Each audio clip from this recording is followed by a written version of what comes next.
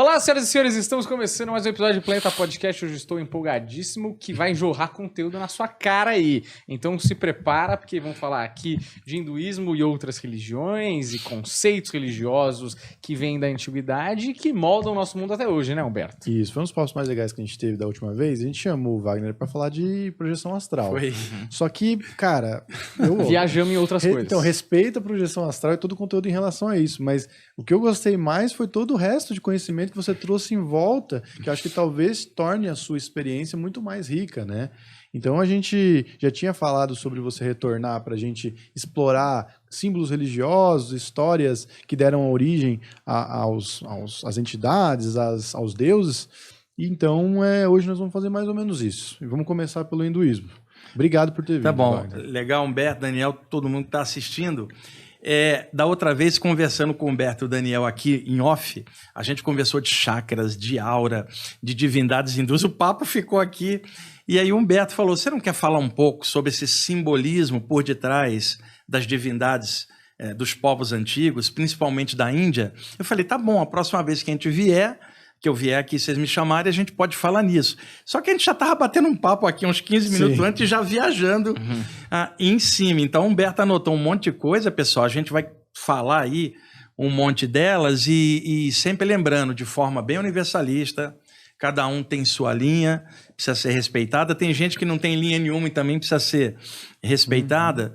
O que a gente vai falar é um conteúdo contendo conceitos de divindades, principalmente na Índia Antiga, e o que está escondido por detrás de alguns conceitos, como metáforas, por exemplo, que a gente pode tirar para, como brasileiro ocidental, a gente possa tirar um valor que some com a praia que a gente gosta enquanto brasileiro, enquanto pessoa aqui tão comum, mas é um conhecimento que agrega muito. Então, eu acho legal a gente começar com o conceito de Deus, a origem dos deuses, né? Eu não sei aonde que eu li isso, mas uma vez eu li em algum lugar que a palavra Deus, ela vem a partir da palavra Zeus. O pessoal perguntava, qual é o seu Zeus? E aí, a partir disso, como a língua... da língua presa, né? Não, e como a língua Zeus vai mudando, né? Zeus era um deus grego, falar, né? Então, assim, a partir disso surgiu, eu acho que Tel, que veio a se tornar Deus aí. É mais ou menos isso? Olha, que você sabe? Não sei exatamente isso. O que eu sei é o seguinte, todas as culturas têm uma devoção por um princípio superior. Cada cultura vai criar um nome diferente, relativo àquela cultura, para falar desta causa primária, essa causa maior. Então você tem, por exemplo, Deus, Pai Celestial, Yahvé, Alá, Brahman na Índia e tantos nomes diferentes. Se a sociedade é patriarcal, ela vai falar pai divino, mas se a sociedade for matriarcal, vai falar mãe divina. Então, ao longo da história, nós tivemos culturas diferentes, em países diferentes, falando de um poder maior, mas cada um do seu jeito. Então, você tem um mosaico hoje de termos diferentes. Alguns você sabe a origem e outros não. Aqui no Ocidente, a gente chama de Deus, toda a influência cultural cristã, né? E, na verdade, no final das contas, Daniel, Humberto, não é importante nenhum nome, porque todos os nomes são relativos ao que o ser humano pensa, só que tem um detalhe. O ser humano é desse tamaninho diante do infinito. Como é que um ser humano desse tamaninho diante do infinito vai poder nomear o Criador do infinito e achar que infinitamente esse é o único nome que existe para o eterno? Então, os nomes todos são relativos. E o mais importante não é o nome que alguém dá, e sim o que alguém sente e como ela reflete isso no seu caráter. Porque, de repente, você fala muito no divino e o seu comportamento é totalmente ao contrário, que é uma das coisas ruins nossas aqui da Terra. Então, do absoluto, Humberto, só o absoluto compreende.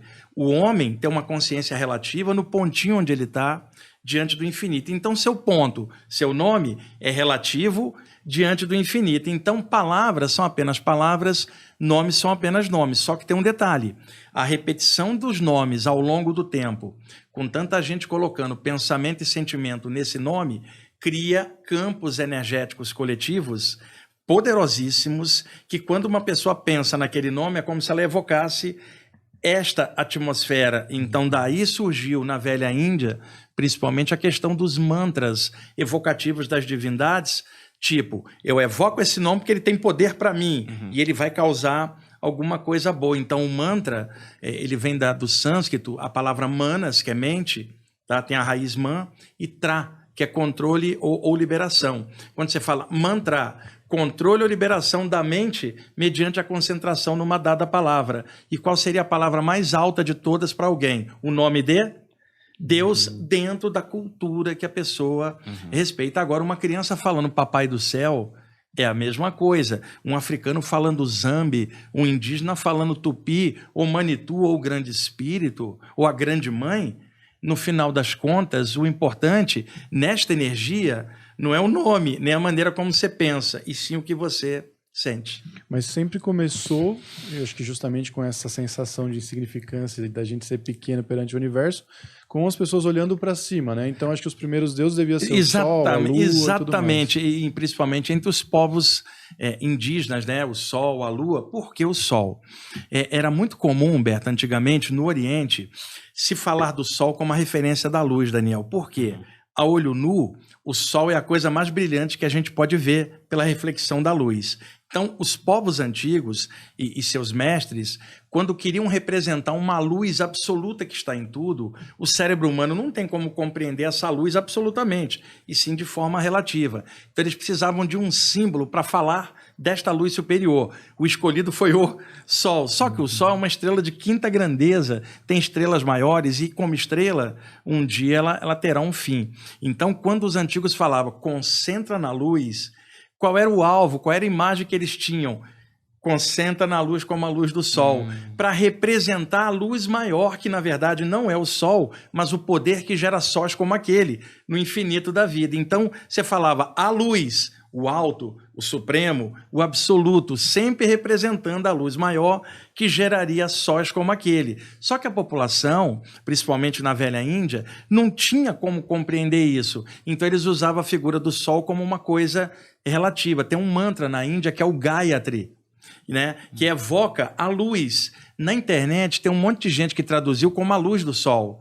Daniel, se é a luz do sol, a Terra está girando em volta, você não poderia fazer um mantra solar, Humberto, de noite, porque estaria do outro lado do hemisfério. Então, quando você fala a luz, não é a luz do sol, mas a luz que gera sóis como aqueles aos zilhões, que é Brahman, o absoluto. Só que o povo pegou aquilo como a referência absoluta, e até hoje você tem hindus que rezam olhando para o sol, de manhã, meio-dia e no final do sol. Não é que é ruim, mas aquilo é uma referência. Por detrás do sol, o que é que você tem? Um poder gerador dos sóis. É esse poder que o hindu chamou de Brahman, o ocidental de Deus, o árabe de Alá, o judeu de Yahvé e daí por diante. Então são nomes e situações criadas pela mente humana. Agora, por detrás disso, não é efeito sem causa, né, Humberto? Basta olhar para o espaço sideral, para o infinito, não dá para a gente imaginar. E eu não estou falando de um Deus lá em cima, um cara branco e barbudo, não é isso.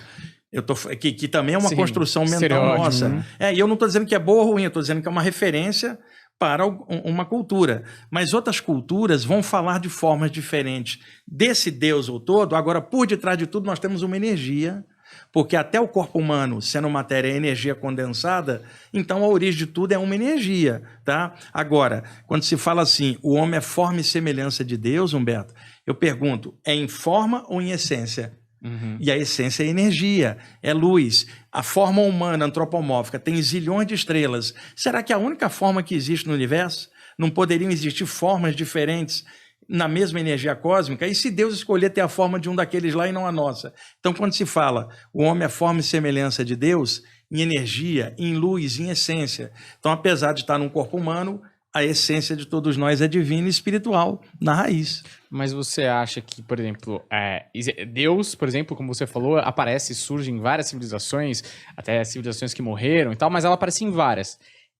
Eu imagino que o código moral, né, que vem junto com religião e um monte de outros conceitos que vêm dentro da religião e para servir determinado deus ou deuses, né, dependendo, você consegue ver, como você disse, Deus é energia, esse conceito, apesar de civilizações de lugares completamente diferentes no mundo, eu acho até que essa descoberta, entre aspas, dos seus próprios deuses é uma coisa mais transcendental do que racional, Sim. você consegue marcar coincidências ou semelhanças entre esses deuses, ou são deuses completamente diferentes? Diferentes na maneira como as pessoas olham, mas na essência, o conceito por detrás é uma origem só. Então você pode ter milhares de deuses aqui, que são milhares de manifestação de uma só consciência. Uma vez perguntaram a um mestre hindu, por que vocês têm milhares de deuses? Eu falei, não, nós não temos milhares de deuses, nós temos um que se apresenta com milhares de formas. A resposta foi excelente, mas a nossa referência aqui ela é monoteísta, judaico-cristão. Então o cristão, quando vai falar disso, para ele é uma coisa única. Só que esse único está permeando toda a diversidade. Você lembra que no último programa você falou de complementaridade, que a gente tendo visões complementares, a gente chega no mesmo ponto. Então é claro que se você pegar civilizações antigas, ainda presas a alguma ignorância, você tinha a consecução de um Deus por medo. Por exemplo, quando se falava da divindade, as pessoas tinham medo antigamente. Aí tinha que fazer sacrifícios para a divindade. Era a religião baseada no medo. Se tinha medo da divindade, a divindade é colérica, te joga no inferno. É aquela visão antiga, o Deus do medo, cuidado, ele vai punir nós. Se não fizer o sacrifício, nossa colheita não vai dar certo. Então o tempo passou. Quando chegou na época de Jesus, por exemplo, usar uma referência mais próxima, Jesus ele transformou essa medida de um Deus colérico por um Deus de amor. Então a humanidade aqui no Ocidente trocou a referência de ter medo de Deus para ter amor por... Veja que isso é histórico. Você olha lá atrás, você vai ver sacrifícios sangrentos, a divindade, os sacrifícios humanos, que eu estou falando, uma coisa horrível, né? E muita superstição. De Jesus para diante, você vê uma coisa, não, você reza a Deus com o seu coração, você e o Pai direto, sem intermediário. É como Jesus colocava, você fala com o seu Pai que está no céu com o seu coração, em espírito e verdade. Então ele aproximou a divindade, tirou lá do céu e colocou no coração, sendo que para os povos antigos estava na natureza, né? E que também é verdade, né? O todo está em tudo. Então nós saímos de uma espiritualidade ou religiosidade do medo para uma religiosidade de amor, pelo menos na base. E aí, agora, a gente já não tem mais medo, a gente até troca com ele através de promessa. Se o senhor me der tal coisa, eu faço tal coisa. Então, perdemos o medo, ficamos abusados, já não temos mais medo e até fazemos promessa, quem sabe ele nos atende. E há um terceiro tipo de religiosidade que está abrindo. Nós tínhamos a antiga, que era baseada no medo da divindade, a atual ainda, que é essa baseada no amor, e uma que está emergindo, que muita gente cansada de dogmas de diversas religiões, buscando uma espiritualidade mais livre, que seria a relação com o universo a partir da evolução e a partir da consciência desperta. Tipo, eu desperto, não preciso ter medo, tá? Porque eu não estou condenado a nada, por que eu vou ter medo? E o amor que se fala é muito maior do que o que eu imagino com a minha mente. Então, o que eu vou fazer? Evoluir, crescer para se entender, e assim eu me integro. Então, 3 tipos de espiritualidade ao longo do tempo. Pelo medo, essa pelo amor que envolve a troca social, as promessas e tantas coisas, eu pedir algo, e a outra que fala, não, eu não vou pedir, eu vou trabalhar, eu vou avançar e causa gera efeito. Eu vou buscar a evolução, pela evolução eu compreendo melhor como é que as coisas funcionam e eu expando minha consciência e vou entender isso. Havia um conceito antigo hermético, tanto na Grécia quanto no Egito. Você falava assim, existe um todo que está em tudo. Quer dizer, não se fazia uma divindade, é o todo, sem limite, o absoluto. O todo está em tudo. Aí alguém diria, existiria algo fora do todo? Não, porque aí estaria faltando um pedaço e a palavra o todo não teria sentido. Então, quando você fala o todo, você está falando que está em tudo. Então, veja, se eu chegar na rua e falar para alguém, onde é que está Deus? Ele vai falar, Deus lá em cima, a gente cá embaixo. Mas a noção do todo, se está em cima, também está. Embaixo, se está à esquerda, está à direita, se está dentro, está fora. Conclusão, em tudo. Você não quis deixar dúvida. Então, esta noção do todo, se eu pegar um cara que pega um toco, Humberto, coloca guirlanda de flores no toco, Daniel, e começa a rezar e dizer que o todo está ali, ele não está errado, porque o todo está em tudo. O problema é que ele vai achar que o todo só está no toco dele e não nos outros tocos dos outros. E aí é que está o problema que se tinha antigamente dessa separatividade entre religiões. Se o todo está em tudo, ele está dentro do toco, está dentro de você, está dentro de mim, está em tudo. Porque se não tiver o todo, significa que está faltando um pedaço, isso não é admissível, porque a luz está em tudo. Só que esse conceito é muito vasto para alguém entender um Deus sem forma na totalidade. Então, por isso, civilizações antigas e culturas antigas foram desenvolvendo maneiras de interagir com o todo de acordo com aquela religião. Então, se era matriarcal, era mãe divina, se era patriarcal, era pai divino, e aí cria-se um panteão de divindades abaixo dele, como intermediário entre o ser humano e aquele todo. Só que ainda vigora isso. Posso imaginar o que for. O conceito de que o todo está em tudo já abarcou tudo isso, inclusive o que eu sequer não imaginei. Então, isso é um conceito transcendental que ultrapassa a razão humana, porque ele não é absoluto, ele é relativo. Eu estou aqui, eu falo, o todo está em tudo, mas eu não conheço tudo, não conheço o universo inteiro. Então eu só posso falar isso como um conceito intelectual. O todo está em tudo. Agora, para entender isso, é mais fácil se eu tiver uma forma de me concentrar, de me relacionar enquanto ser humano desse jeito. Então foi assim que surgiram nas diversas culturas as maneiras diferentes de falar. Agora, numa visão hoje nossa, se o todo está em tudo, é a mesma luz permeando tudo com milhares de formas e manifestações, incluindo nós mesmos. Isso é maravilhoso, né? Sim. Só para comentar, é como se a gente não... A gente precisasse ter um alvo para mirar nosso pedido ou buscar a nossa fé, ou sei lá, ter um alvo, porque tudo é simplesmente demais para nossa cabeça. Exatamente, né? Daniel. Talvez hoje a gente tenha virado jogar para o universo, sei lá. Não é? Jogar para o universo fica muito vago. O cérebro humano não tem como entender isso num plano nosso de forma. Só que forma é energia isso é maravilhoso. condensada. Quando se quebra o padrão de forma, você fala de energia. Então você vai ter gente falando do eterno com forma e do eterno sem forma. Então, por exemplo, no cristianismo, Deus é um, mas se divide em Pai, Filho e Espírito Santo. O um, na mentalidade humana, dividido em três. Então você pergunta a um cristão, você reza para quem? Ele fala para Jesus, porque Jesus é amor.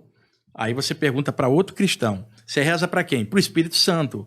Mas por que você não reza para Jesus? Porque Jesus fala de amor, Espírito Santo é fogo, é luz, ele resolve. Veja, um foi pelo aspecto amor, que era Jesus, o outro foi pelo aspecto poder e luz, que era o Espírito Santo. Mas ambos estavam falando da mesma coisa com aspectos... Então, por aspecto diferente, você chega no mesmo um, já que os três não passam de um. Lá na Índia, Brahman foi dividido numa trimurti chamada Ishwara, Brahma, Vishnu e Shiva, criador, preservador e transformador. No Egito, Osíris, Ísis e Horus. Então, pelo que se observa, embora com diferenças conceituais de cada cultura, era muito comum pegar a unidade e dividir numa trindade, só que a trindade tinha a ver com as características dadas naquela cultura, né? E aí, isso vou repetir, se a cultura era matriarcal, falaria de uma grande deusa e suas emissárias. Se a cultura patriarcal falaria de um grande Deus e seus emissários. Então, os gregos resolveram essa história.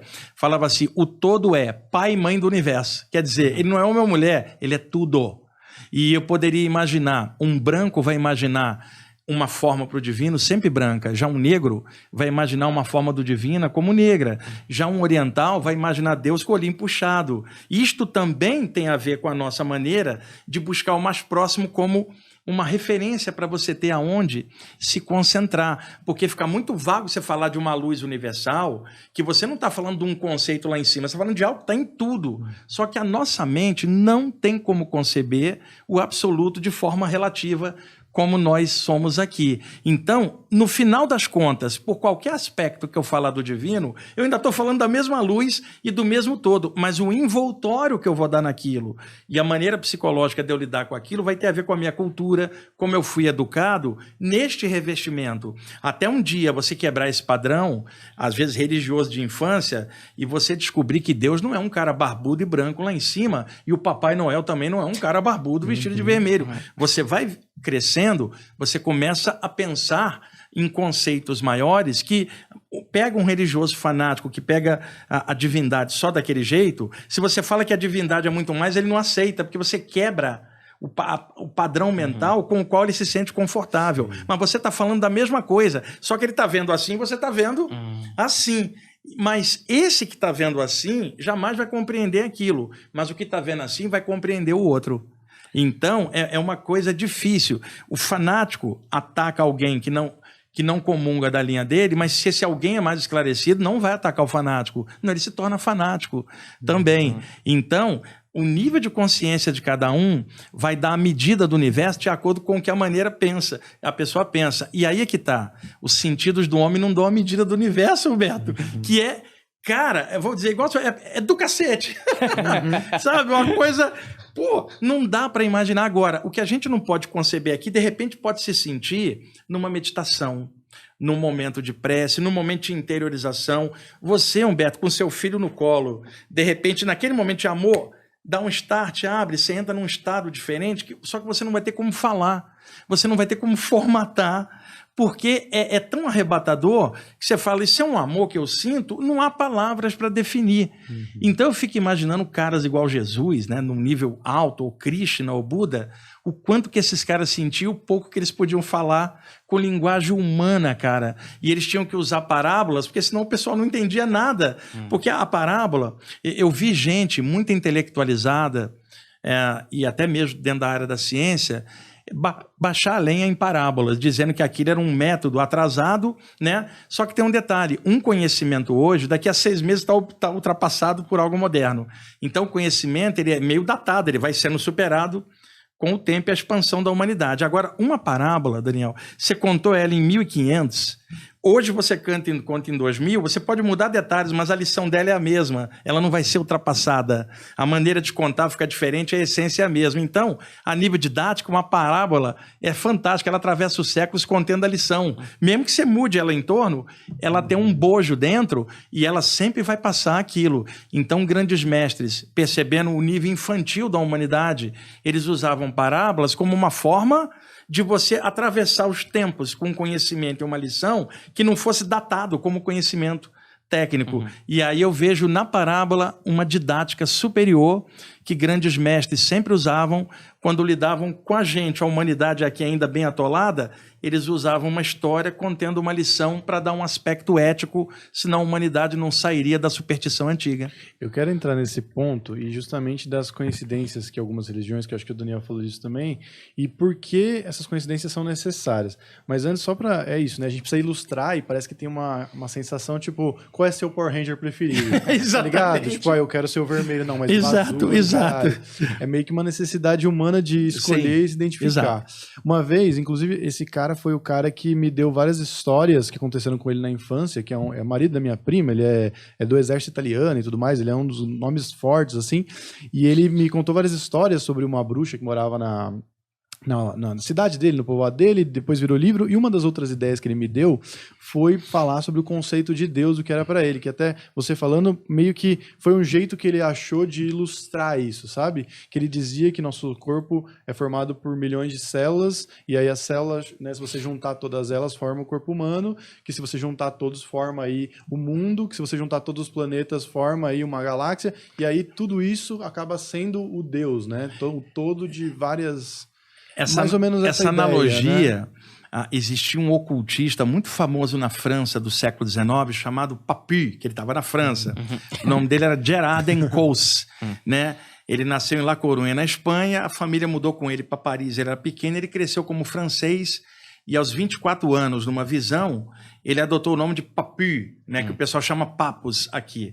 E ele fundou uma escola hermética na França, que até hoje está em pé, que é a Ordem Martinista, com outros ocultistas. E ele tinha exatamente um livro que acabou de ser reeditado, chama-se Tratado Elementar de Ciências Ocultas, que é um clássico do ocultismo. Eu li isso, eu tinha 16 anos, Humberto, eu sempre li bastante. Ele acabou de sair, eu acabei de voltar de Curitiba de um congresso de ufologia que eu fui falar e não resisti no aeroporto. Comprei a nova edição que está ampliada, né? Muito legal. E ele tinha a teoria do macro e do micro, ser um macrocosmo e um microcosmo. Então ele usava a seguinte referência.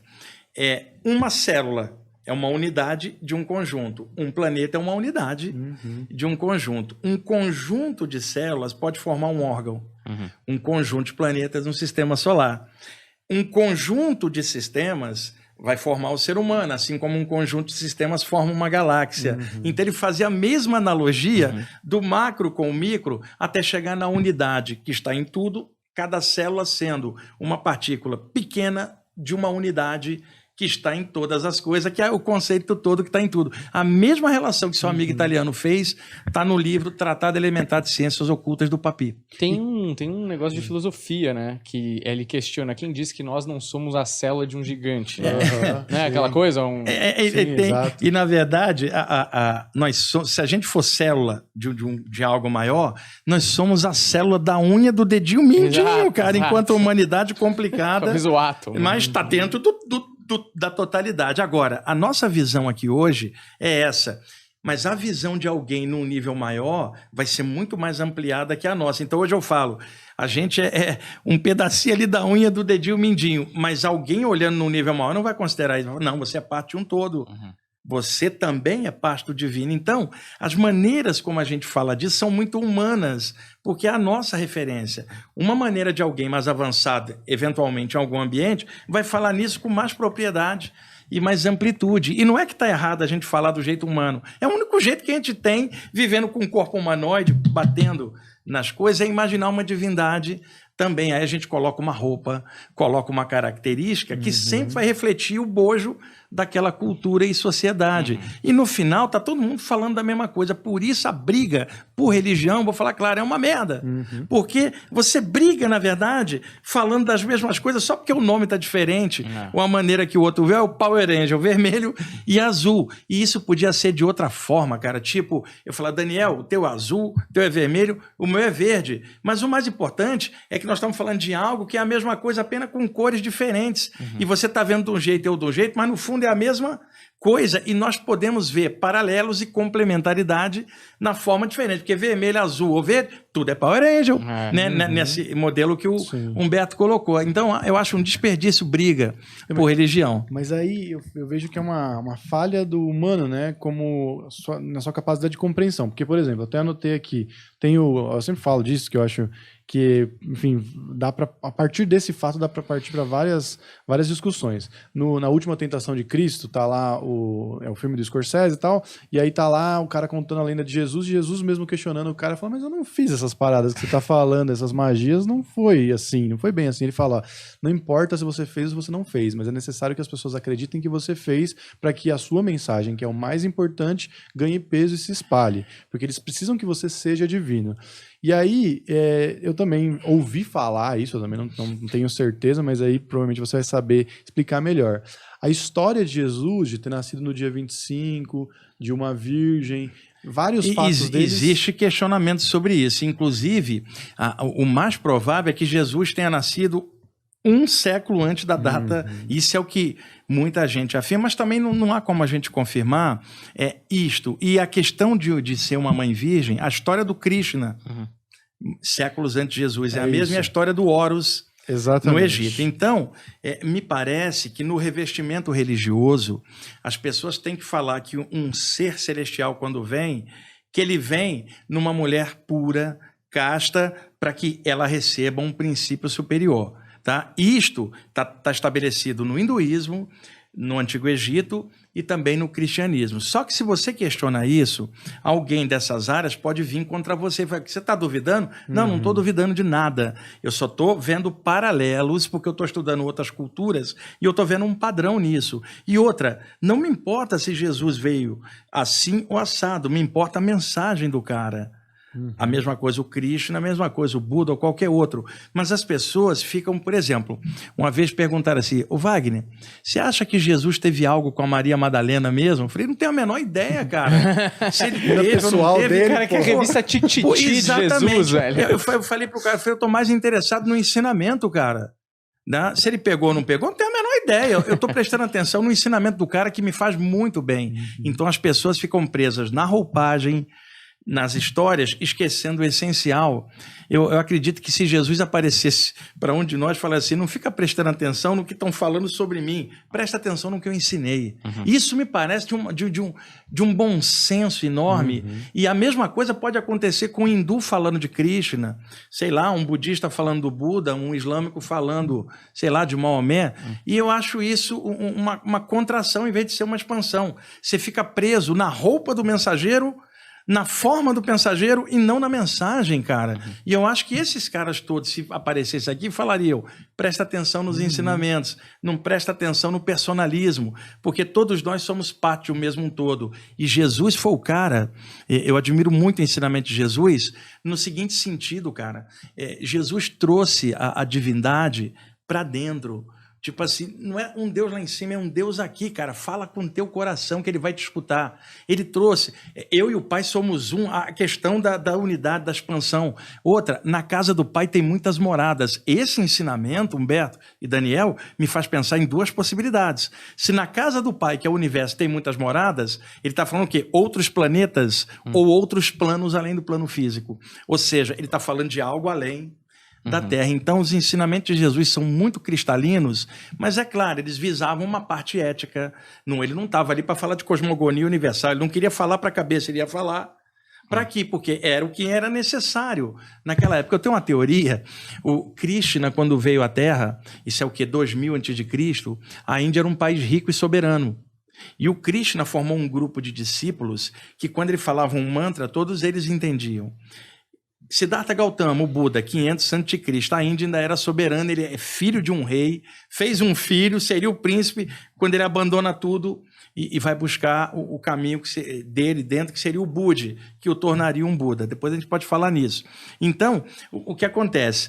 Esses caras, aqui dentro do contexto onde eles estavam, eles tinham um país soberano, tanto o Krishna quanto o Buda, e um país rico. Tá. Quando Jesus nasce, olha a condição, nasce numa pindaíba danada, o rei Herodes manda matar todos os bebês recém-nascidos, o pai e a mãe têm que fugir com ele para o deserto, para ele não ser morto. Aonde ele estava? Numa sociedade que estava com autoestima baixa, que eram os judeus da época, que tinham ficado 400 anos cativos dos egípcios, se desprenderam do jugo egípcio com Moisés e agora estavam sob o tacão do Império Romano, cara. O povo judeu estava muito com a autoestima baixa e esperando alguém que desse uma revolta, alguma coisa. Então, a época de Jesus, a cultura e o lugar onde ele nasceu não era igual à Índia do Krishna nem do Buda, é um lugar totalmente conflagrado de intriga religiosa entre facções religiosas da época, colaboradores do Império Romano, mesmo sendo judeus. Tinha tudo isso. E Jesus emerge nessa sociedade com autoestima baixa. Então, os discípulos de Jesus, 12 pescadores semi-analfabetos, cara. Enquanto que os discípulos do Buda e de Jesus eram iniciados, conheciam mantras. Eu acredito que Jesus falava algo, os discípulos não entendiam, porque eles não tinham cabedal para aquilo. O melhor deles era o João, com certeza, que era o mais integrado ali, embora os outros também. Mas o que acontece? A mensagem de Jesus veio externa, não era uma mensagem yoga ou iniciática, era uma mensagem para o povo, cara, ao quebrado, numa sociedade que estava com a autoestima baixa. Então a mensagem de Jesus era extremamente ética, popular, tinha que ser feito entre as pessoas, e aí é que está o lance. Não é importante fenômenos feitos por Jesus, né? E sim a mensagem que ele deixou numa sociedade alquebrada, que na verdade refletia muito as sociedades humanas, de que o Deus de todos está dentro de você. Na casa do Pai tem muitas moradas. É essencial não ter maldade no coração e funcionar igual uma criancinha. Não porque você é ingênuo, é porque você não tem maldade. Então, a mensagem de Jesus... E olha, eu que estou falando isso não sou cristão. Eu não sou nada. Eu procuro somar tudo na minha consciência. Agora, são ensinamentos espetaculares. E eles foram revestidos de doutrina humana, que é o cristianismo. Então, uma coisa é o ensinamento de Jesus. Outra coisa é a roupagem religiosa feita depois que ele foi embora. A roupagem, que é o cristianismo, alguém pode gostar ou não, mas está lá a mensagem. Agora, se eu estou numa vibe aberta, eu posso extrair a mensagem sem ser cristão.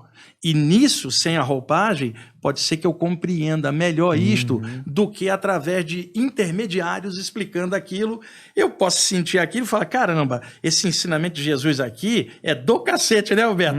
Caramba, esse cara era fantástico. Mas eu não preciso ficar preso na doutrina cristã, nem em qualquer roupagem que alguém fizer ou intenção, porque eu já senti o essencial que melhora a minha consciência. E claro, você vai ter gente fanática por Jesus e vai ter gente que vai renegar Jesus a qualquer custo pelo lado cético. Se eu estou olhando o ensinamento, eu não estou ligando para quem está renegando ou quem está acreditando.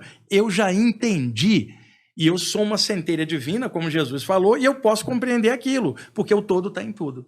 O mais importante do que a persona é a mensagem, Exatamente. Né? Agora, eu acho legal a gente pontuar as semelhanças também, só para a galera não achar que a gente está falando isso de um jeito...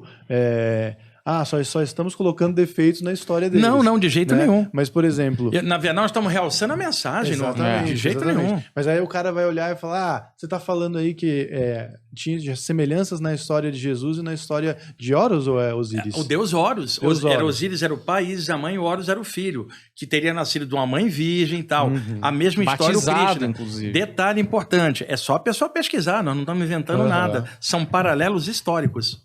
Então, tendo isso em mãos, dá pra gente entender o porquê que foi escolhido ser dessa forma, porque precisava chegar no máximo de pessoas possível. Exatamente. Entender o método de espalhar essa mensagem. O marketing.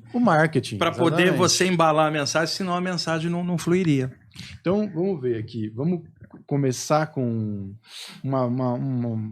Quer passar rapidamente por esses deuses egípcios? Ou a gente, de repente, pode ir para o hinduísmo já, mas com essas semelhanças? Olha, cara, os deuses egípcios, ou melhor, a maneira dos egípcios antigos verem as divindades, existia a maneira popular, onde se admitia milhares de ídolos, e existia dentro dos templos da época aqueles que aprofundavam a temática espiritual e eram iniciados dentro da tradição antiga. A expressão iniciação vem do verbo inir, que significa ir para dentro. Então, Daniel, nós três estamos conversando aqui numa rua do Egito Antigo, não é o Egito de hoje.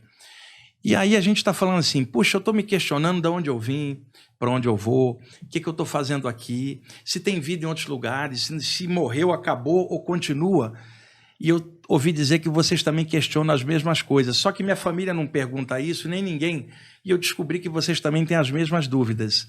Me disseram que lá dentro do templo tem os mestres que orientam sobre essas perguntas, mas eles só admitem pessoas entrar se essas pessoas comprovarem caráter profundo. E aí você vai perguntar por quê?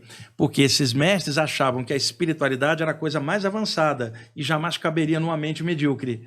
E um grande amor não caberia num coração miserável. Então, para só ter pessoas selecionadas que pudessem aprofundar, eles criaram uma bateria de testes para testar a têmpera do candidato, Humberto e Daniel, para que só passasse, ou melhor, fosse para dentro, inir, daí a expressão iniciado, só passasse quem tivesse coragem de vencer a si mesmo, romper a barreira do invisível e expandir a consciência. Então eles criaram uma série de testes, tá? E quando a pessoa passava por esses testes, o neófito ou calouro, ele seria então iniciado aos mistérios, aos arcanos, levantando os véus desses mistérios grau a grau, até que um dia ele chegasse num grau de mestrado, um hierofante que agora poderia iniciar ele mesmo um neófito numa cadeia de mestre e discípulo, mas sempre usando a iniciação, o ir para dentro. Porque dentro do templo tem gente que descobriu tudo isso e pode te orientar. E depois de um tempo você vai descobrir que o verdadeiro ir para dentro é ir para dentro do coração e se autodescobrir. Então a expressão iniciação e iniciado vem do verbo inir, ir para dentro. Então dentro dos templos, os iniciados e os mestres falavam de uma única presença em tudo, o todo que está em tudo, enquanto que as populações estavam cheias de superstição e adoração de milhares de ídolos. Mas dentro do ensinamento espiritual ao qual os iniciados passavam, se falava de uma única presença, só que ninguém nomeava, se fala a luz, o alto, o absoluto, o incomensurável, o incognoscível. Todo mundo entendia do que estava se falando, mas não se prendia numa imagem. Porque eu falo assim, o absoluto. Eu não estou dizendo que homem ou mulher é branco ou baixo, mas você entendeu do que eu estou falando. Então, eles foram criando uma cosmogonia interna dentro das iniciações que falava dessas coisas espirituais, incluindo nisso experiências fora do corpo, o estudo dos chakras, da aura, a imortalidade da consciência. Só que a população não tinha acesso a esses conhecimentos. Então, dentro da cosmogonia egípcia, surgiu a noção de a divindade manifestada em forma humana dividida em Osíris, Ísis e Horus. Osíris e Ísis, humanos. O Horus, um humano com cabeça de falcão. Por que falcão? O falcão é emissário do sol. Vocês podem observar um detalhe. Sempre que você vê a figura do Horus, tem um sol sobre a cabeça dele. Ele é um emissário da luz, que não é o sol, como eu falei, é mais o eterno, Amon-Ra, Ora, a luz. Então, dentre as divindades que tinha um chamado Djeruti. O Djeruti era um deus que era o escriba celeste. Ele era representado como um homem com uma cabeça de íbis.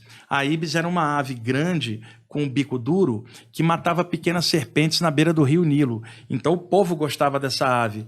Quando eles imaginaram um deus que iria lá no céu, aprendia com os deuses e descia para ensinar os iniciados, imaginaram ele com cabeça de íbis. É uma metáfora. Sempre com uma tabuletinha para escrever o ensinamento. Séculos depois, os gregos passaram a chamá-lo de Tote, que era uma releitura do velho Djeruti do Egito. E depois tiraram a cabeça da íbis e botaram a cabeça humana. Humanizaram o conceito e chamaram de Hermes Trismegisto.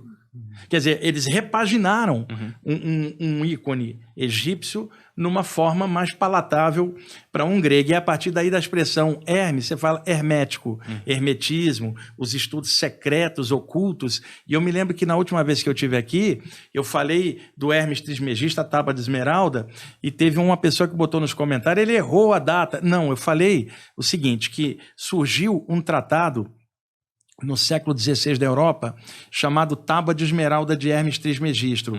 Aí o mito que Hermes Trismegisto, com uma ponta de diamante, teria escrito numa tábua de esmeralda os preceitos herméticos.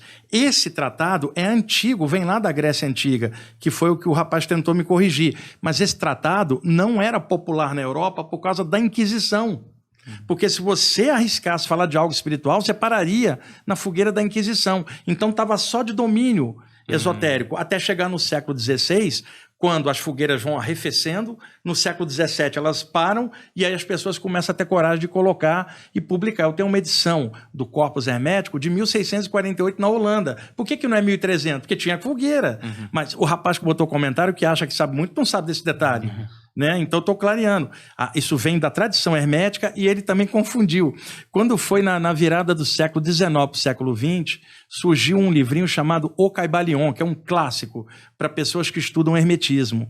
E o Caibalion tinha assim, os 3 iniciados. O autor não botou nome, ele botou 3, porque 3 vezes grandes, Hermes Trismegisto. E ele então citou o Caibalion. O Caibalion já é na virada para o século XX. A tábua de esmeralda é séculos lá atrás na Velha Grécia, mas ela só se torna conhecida da população no século XVI, porque antes você teve séculos de Inquisição, não tinha nem como, isso é história, o rapaz pode pesquisar. Ele tentou me corrigir e, na verdade, ele que não teve noção das coisas. Aliás, na internet tem muito isso em comentário.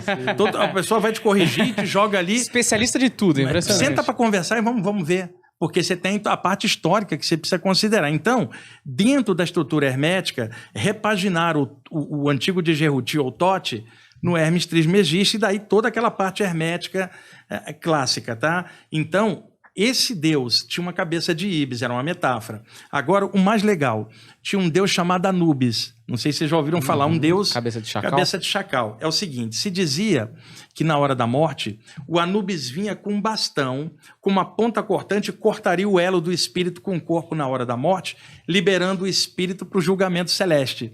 Então, ele era o cara que soltava o espírito, né? Que tipo... vaza on lá na Índia, ou entra na luz, ou canta para subir, né? Sobe.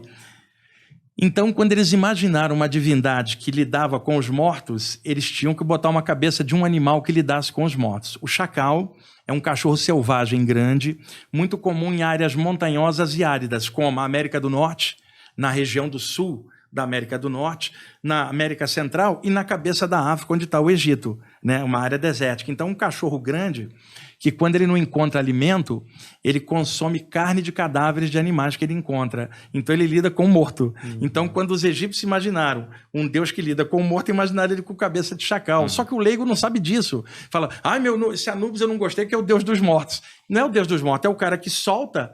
É uma metáfora, por exemplo, na área espírita. Um espírita diria, esse Anubis parece um mentor espiritual que na hora H vem soltar a pessoa e guiá-la de volta para casa. Por exemplo, um espiritualista também poderia falar isso. Então eles usavam metáforas de animais com características e você tinha conhecimento hermético por detrás. E tem também a questão dos animais de poder, só para fazer a complementaridade, no xamanismo, onde cada animal representa também um valor, uma maneira de ser. Só que quem está fora desses contextos, de repente pega aquilo ao pé da letra e não entende nada. Por exemplo, um cristão fanático uma vez me disse o seguinte, esses egípcios são adoradores de animais, que as divindades deles têm cabeça de animal. Eu falei, você está pegando ao pé da letra um troço que você não entende. Não, aquele Anubis lá tem cabeça de animal. Eu falei, tá, e quando você fala que Jesus é o cordeiro é o quê, cacete? Quer dizer, o animal do outro está errado, a tua metáfora é a única que está certa. Né? Eles não eram animais, eram metáforas que eles usavam, assim como você pode falar de Jesus, o cordeiro de Deus, num sentido metafórico. Você não está dizendo que Jesus é um cordeiro, um bezerro? Então, esse é o problema do fanatismo, ele reduz o raciocínio da pessoa só dentro daquilo, mas quando você vê outras nuances, você entende que povos antigos usavam simbolismos numa época totalmente diferente de ignorância para que a população tivesse formas de se concentrar, mas dentro dos templos se falava de uma unidade só, permeando a tudo, e se sabia que isso tudo eram metáforas. Agora, antes da gente entrar, tem mais uma pergunta que eu lembrei agora. Ele vai acabar, Daniel, nem entrando na parte naquela... Nós vamos. Ele não quer. Pessoal, calma, estou fazendo uma breve introdução de 1 hora, tá? Mas é importante. Porque assim, vamos pegar, né?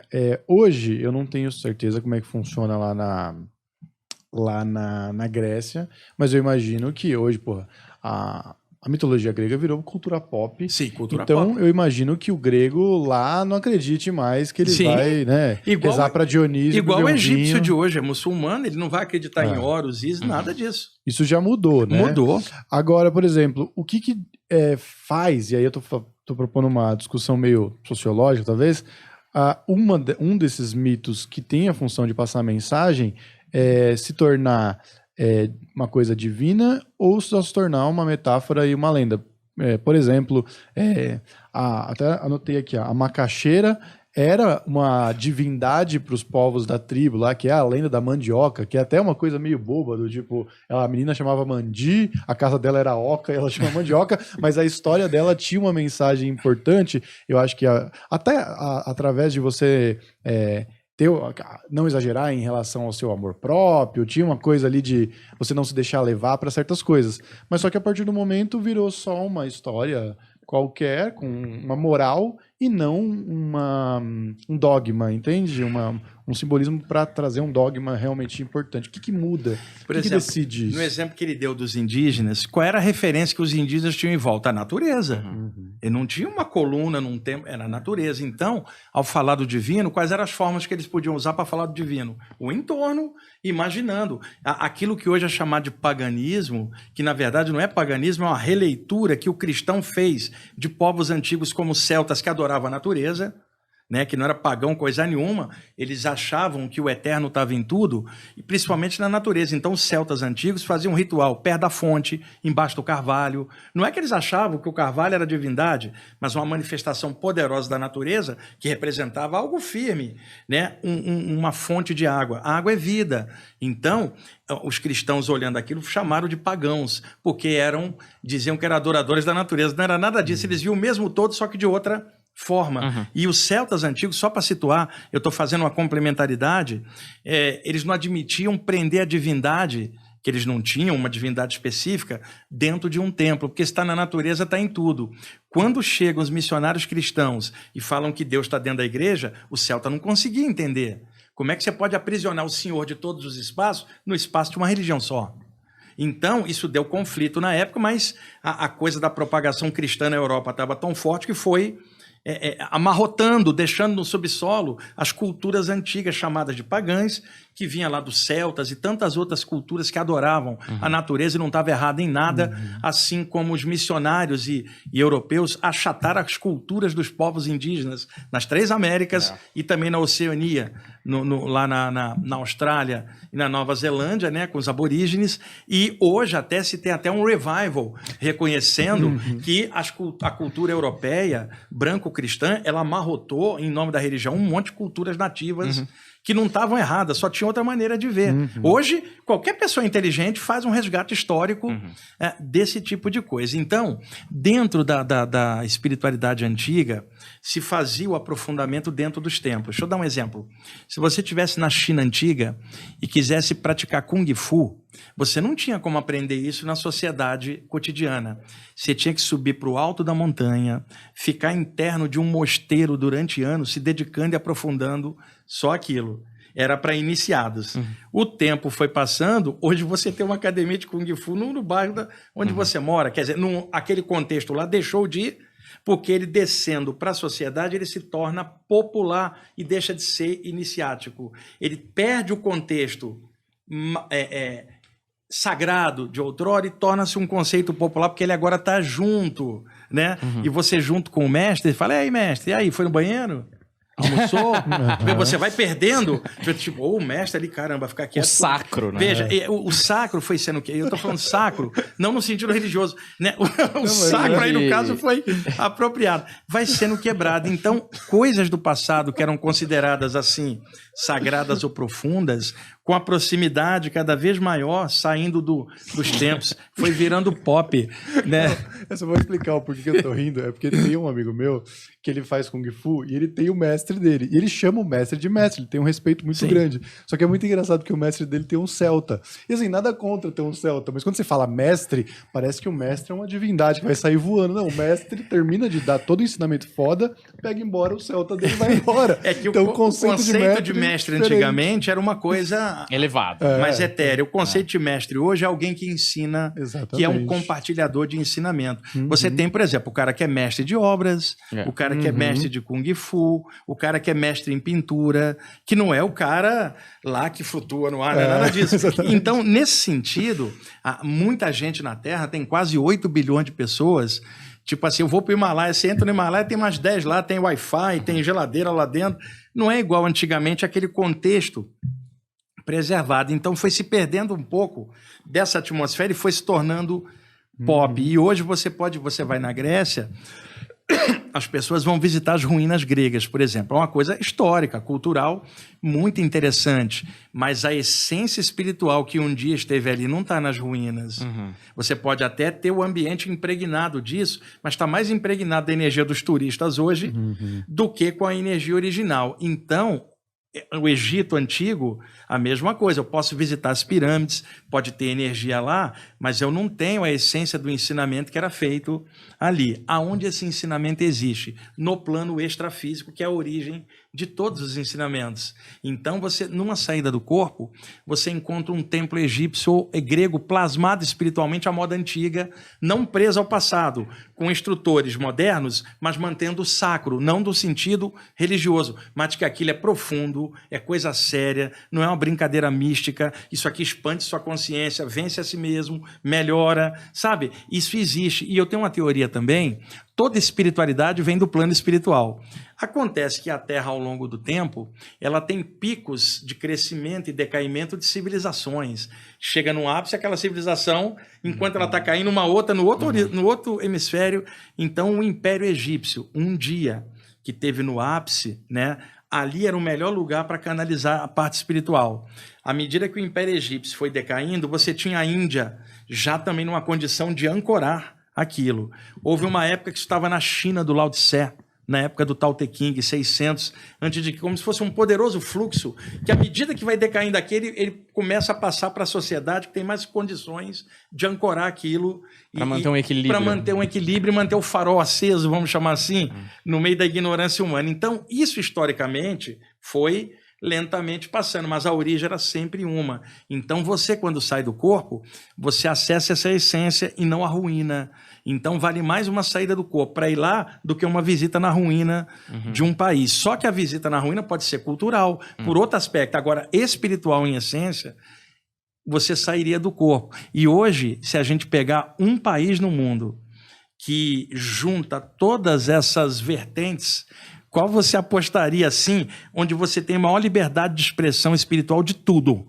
Estados Unidos? Não, Estados Unidos, porra. Eu acho, sei lá, na minha concepção, é algum país ateu, eu imagino. Não, repara. Brasil? Qual é o único país... Nós falamos tudo, né? Veja, Mas na minha qual é o cabeça, único país onde você tem, por exemplo, Umbanda, Candomblé, islamismo, cristianismo, judaísmo, tudo numa sociedade garantido pela Constituição, liberdade de expressão, e que as pessoas escutam falar disso de uma forma mais ou menos popular. Não é Estados Unidos, não é Europa, não é a Índia hoje, que tem 1 bilhão de pessoas e tem até bomba atômica, e não é a China moderna. E eu não estou falando isso por pachequismo nem patriotada. O Brasil, devido a ser um caldeirão cultural de muitos imigrantes, os Estados Unidos também, mas a mentalidade do americano é diferente, gerou um povo naturalmente propenso a alguma coisa espiritual, seja em que área for. O problema é que nós temos uma bancada evangélica que mas suprime, aí já é manipulação, né? Da religião na política, que é outra história. Estou falando no sentido laico. Da expressão da fé. A expressão da fé no Brasil, ela é multifacetada. Veja, você não pode chegar, por exemplo, um muçulmano, ele pode estar aqui no Brasil, ele pode ser muçulmano. Agora, se eu estiver no país, lá na Arábia, eu não posso ser espiritualista. Então, aqui há uma liberdade de expressão pela própria amálgama da cultura do brasileiro. Agora, só que materialmente o brasileiro é desorganizado. Eu estou falando não no sentido matéria, eu estou falando no sentido a propensão para alguma coisa invisível que existia um dia na Índia, no Egito, aonde é que ela aparece assim, transparece mais popularmente. Eu viajo muito. O pessoal fala, no Brasil vocês têm estudo lá de saída do corpo, pô, tem mediunidade, a dar com pau, caramba, tem chakra, vocês têm tudo lá. Você vai na Europa, por exemplo, em Londres, ou aqui mesmo em Buenos Aires, você tem a parte histórica, a astrologia, a parte hermético-ocultista, mas porra, um grupo de Umbanda em Buenos Aires, você não vai achar, cara. Mas jamais, né? Eu estou falando isso num contexto cultural brasileiro. Não estou falando nem da Umbanda enquanto doutrina, mas manifestação. Tem Umbanda hoje no Japão, cara, que são filhos de japoneses que cresceram aqui em São Paulo, que torceram pelo Corinthians, inclusive, ou Palmeiras, e foram para o Japão trabalhar e frequentavam um lugar de Umbanda aqui, que começaram a sentir falta. Aí eles começaram a se reunir lá, os brasileiros lá morando começaram a montar grupos de Umbanda, e aí desenvolveram, tem pequenos grupos de Umbanda. Eu estou para ir para o Japão também, e eu estou muito curioso para ver um grupo de Umbanda, o japonês incorporado com o preto velho comendo pastel. Vai ser uma cena. Eu acho isso fantástico. Então, eu não estou querendo falar pelo lado religioso. E eu sei que tem manipulação religiosa. Estou falando no sentido geral. A gente tem uma abertura nessa área muito legal, que é muito difícil encontrar em conjunto. A parte africana está toda aqui também, por causa dos escravos. A parte indígena, cacete. Nós temos uma amálgama de coisas que já está dentro da psique do povo brasileiro. Agora, o povo brasileiro é desorganizado, tudo aqui é caótico, um país maravilhoso com tanto recurso, mas mal gerenciado por todos os lados, né? E a hora que o brasileiro conseguir galvanizar um processo de organização social melhor e ir se equilibrando, nós temos tudo para melhorar, cara, enquanto país. Eu não estou falando por pachecada, né? O país, que para mim existe um planeta, cara. País é construção humana, barreira, idioma, tudo. Existe uma humanidade só de 8 bilhões da qual nós fazemos parte. O que eu estou querendo dizer é que nesse cantinho aqui da América do Sul juntou muita coisa que às vezes você não acha nem no país original onde ela estava. Isso que eu estou querendo falar. Ali ficou pop, aqui não, porque mesclou. Porque a nossa mescla cultural é enorme e eu adoro essa mescla cultural, a complementaridade que se falou no outro programa, e por isso eu detesto o racismo, Humberto. Eu já fui até ameaçado por falar contra racismo, porque o racismo é de um absurdo, cara. Como é que você vai julgar o caráter de alguém pela cor da pele da pessoa, cara? Matéria é energia condensada, né? E energia é matéria em estado radiante, segundo a física. Então, até a matéria é energia. Então, isso aqui é um corpo de luz. Então, qual é a cor da pele? Branca, amarela, vermelha ou negra? Não, é a cor da luz, a cor da energia. Vai além da caveira. Vai ainda, além né? da caveira, vai além da pigmentação da pele, cara. Estamos falando de seres espirituais aportados e temporariamente como seres humanos. Como é que eu vou achar diferença num espírito que é egresso do mesmo Deus, apenas que a cor da pele é diferente? Então, pode ter racismo embutido no Brasil, porque tem, mas não tão declarado quanto nos Estados Unidos e na Europa. Ainda tem pessoas assim, mas na média, o brasileiro, a hora que organizar, vai ser muito legal. E eu dei muita sorte. Eu cresci na Baixada Fluminense, em Duque de Caxias. Meu pai, eu nasci nas Laranjeiras, perto do campo do Fluminense, morava no Cosme Velho, que era um bairro bom. Aí meu pai mudou para o centro da cidade, aí meu pai perdeu o emprego, cara. E aí ele teve que se mudar para Duque de Caxias, que era um subúrbio, né? E ali uma vila onde tinha gente de vários lugares, imigrantes que tinham vindo da Europa, fugindo da guerra, negros, brancos, muitos nordestinos, que vindo do Nordeste para trabalhar no Rio naquela época, né? Acabavam morando na periferia, e ali eu fui crescendo. Então cresci entre negros, nordestinos, descendente europeu, tinha alemão, tinha ucraniano. Você tem uma ideia, naquela época no mesmo bairro, e é toda uma geração que cresce jogando bola, então você cresce igual. Então, à medida que eu fui desenvolvendo o lado espiritual, como eu tinha crescido embolado com todo mundo, eu não me achava diferente, Daniel. Eu me achava igual, e que eu tinha tido uma sorte de ter despertado algo que me fazia perceber algo maior. Mas, ao mesmo tempo, eu conhecia todo mundo, conversava com todo mundo, e eu acho que o Brasil tem isso ainda na essência, apesar da politicagem, da manipulação religiosa diversa e variada, ainda tem muito potencial para abrir, e se eu reencarnar numa próxima, eu espero descer aqui no Brasil novo, cara. Eu gosto muito daqui. Aí alguém fala, mas você não poderia ir para outro lugar? Se eu puder escolher, queria descer de novo aqui numa época um pouquinho melhor, talvez mais organizada, onde esses estudos espirituais que eu amo talvez estejam até mais profundos, mais à frente, onde as pessoas possam estar num nível de compreensão maior também, vai ser muito legal, né? E eu confio muito nisso, mas eu não tenho patriotado, eu não consigo falar disso como um pedaço de terra, porque é o planeta inteiro, cara, e nós não somos nem humanos, nós estamos humanos no momento, nessa manifestação aqui, mas nós viemos de uma causa maior. Mas é bem legal estar aqui, eu acho que em nenhum outro lugar eu teria a liberdade que eu tenho para falar da parte espiritual como no Brasil, embora eu tenho um grupo de americanos estudando comigo, tem um grupo de argentinos também, tem gente em Londres, e eles falam para mim que lá não tem a liberdade, a facilidade que se tem aqui de você estar dentro de qualquer vibe espiritual.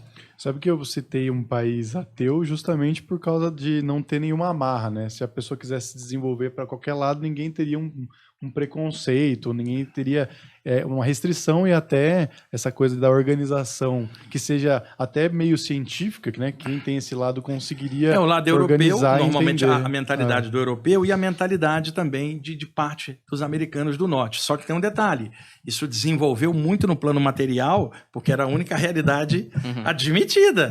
Então o foco também vai todo ali. E ao mesmo tempo, onde você encontra manifestação de racismo muito forte. Justamente nessas sociedades xenofobia, consideradas evoluídas, e no entanto você tem essa chaga que é o racismo e a xenofobia. Mas é muito louco, eu acho que no Brasil a miscigenação proporcionou isso, então a pessoa lá de elite, não sei o que, branca, não sei o que, ela vai lá pular 7 ondinhas, veste branco e tal, mas isso representa na verdade que você, às vezes a pessoa nem pensa que isso vem de matriz africana, mas isso já demonstra uma abertura do tipo, cara, vou fazer lá um trabalho, mesmo sendo católico. É o católico aberto, né? Somos todos um. A resposta para essa pergunta tá lá na nossa comunidade, na Hotmart Sparkle. Para você acessar... Link na descrição para ver conteúdos exclusivos do Planetinha. A religião, até o Sapiens fala muito disso, né? O livro Sapiens. Esse livro é fantástico. É muito bom, assim. Ele mostra como a religião foi totalmente... Ela foi fundamental para que a gente conseguisse construir a sociedade. Sim. E até construir assim, o ser humano não foi feito para viver em grandes cidades como essa, mas se não fosse a religião, a gente não teria conseguido transformar nesse mundo globalizado, bonito. Seria aí, que a gente ruído, vê, né? Saboroso, né? Que tem. Agora, hoje em dia...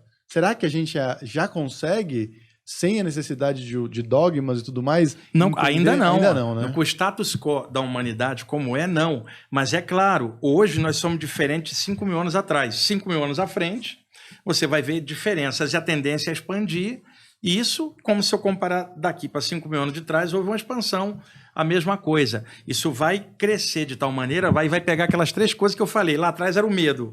Hoje é o amor e a referência de troca, de pedir algo. Amanhã vai ser algo mais avançado, com mais expansão da consciência. Tipo assim, eu sei que semelhante atrai semelhante. Em lugar de pedir algo, eu vou trabalhar em cima, porque causa gera efeito. Agora, peça um poder maior que me inspire nessa jornada.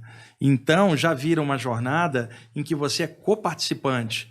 Você apenas passivamente não pede, você também corre atrás. Então, medo lá atrás, o amor enquanto troca com a divindade, tipo, se o Senhor me der tal graça, eu faço tal coisa, até o futuro. Vamos por evolução. Tem um todo que está em tudo, ele está dentro de nós, está fora de nós, está em tudo. Vamos trabalhar, vamos expandir, que a gente vai entender melhor e a relação vai mudar para algo maior. Agora, como que eu poderia ter uma relação maior com o eterno se eu não estou conseguindo nem entre meus semelhantes cá embaixo? Então, por isso vai passar pela evolução da própria humanidade. Se vocês olharem há 100 anos atrás, ninguém falava em extraterrestre. Hoje, devido a tantos filmes da cultura pop, o Star Trek, Star Wars, eu sou fã do Star Trek, e série de ficção, Stargate, né? O Andrômeda, tem um monte de séries que eu gosto. Então, hoje, se você perguntar, não a maioria, mas parte da humanidade admite presenças que poderiam vir de fora. 100 anos atrás seria quase ninguém. Joga isso agora 100 anos para frente. Então, é claro que a humanidade ela tem o seu avanço. O problema é que, a nível emocional, nós somos atrasados. Desenvolvemos celulares, satélites, mas emocionalmente nós somos muito instáveis, como há tantos séculos antes. E enquanto a gente não acertar essa parte emocional, a gente não vai conseguir avançar tanto para perceber algo numa escala maior. Por um exemplo simples, como é que eu vou falar de expansão da consciência sendo racista, cara? Porque a expansão me falaria o todo está em tudo. Vai, não naquele negro, nem no chinês, nem no judeu, porque eu não gosto. Quer dizer, não funciona. Então, boa parte da humanidade ainda está muito presa à questão racial, cultural, local, sabe? Dentro só desses parâmetros que são diferentes de quem nasceu em outra cultura, do outro lado do mundo. E se a pessoa não entender isso, está lascado. Porque a Terra tem várias culturas diferentes, não dá para imaginar que uma cultura só possa ser superior à outra e tenha a verdade absoluta e a outra não tenha. E isso aí é fonte de guerra, como a gente tem há tantos milênios, mais uma agora da Rússia com a Ucrânia, essa por outros motivos, né? Mas o bojo de fundo é a falta de respeito pelo outro ser humano. E aquela coisa, Humberto, Daniel, se eu achar que o todo está em tudo, então o divino também está dentro de você. Se eu te agrido, eu agrido o divino, que é o mesmo que sou eu.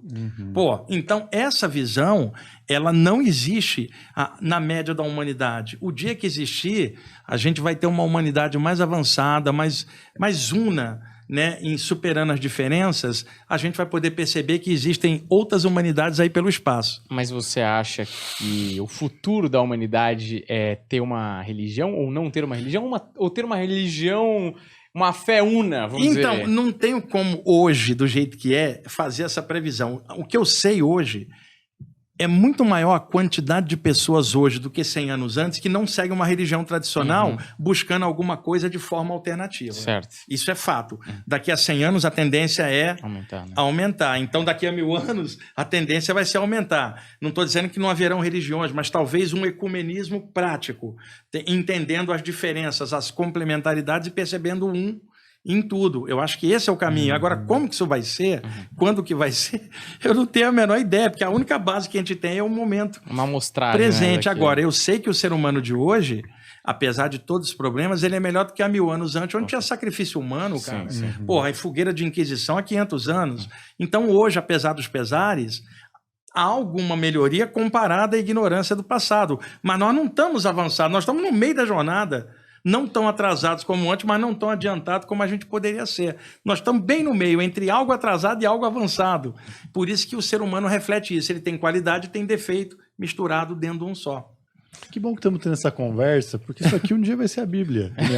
Tá olhando o Planeta Podcast e falar... E ele era Jesus, olha a cara dele. Detalhe, e se fosse isso, ia pegar você com essa barba, o Daniel acertou. Ele era o guru que tava ali, né? E ele atrás ali na produção era o guia espiritual invisível que atuava. Você já imaginou?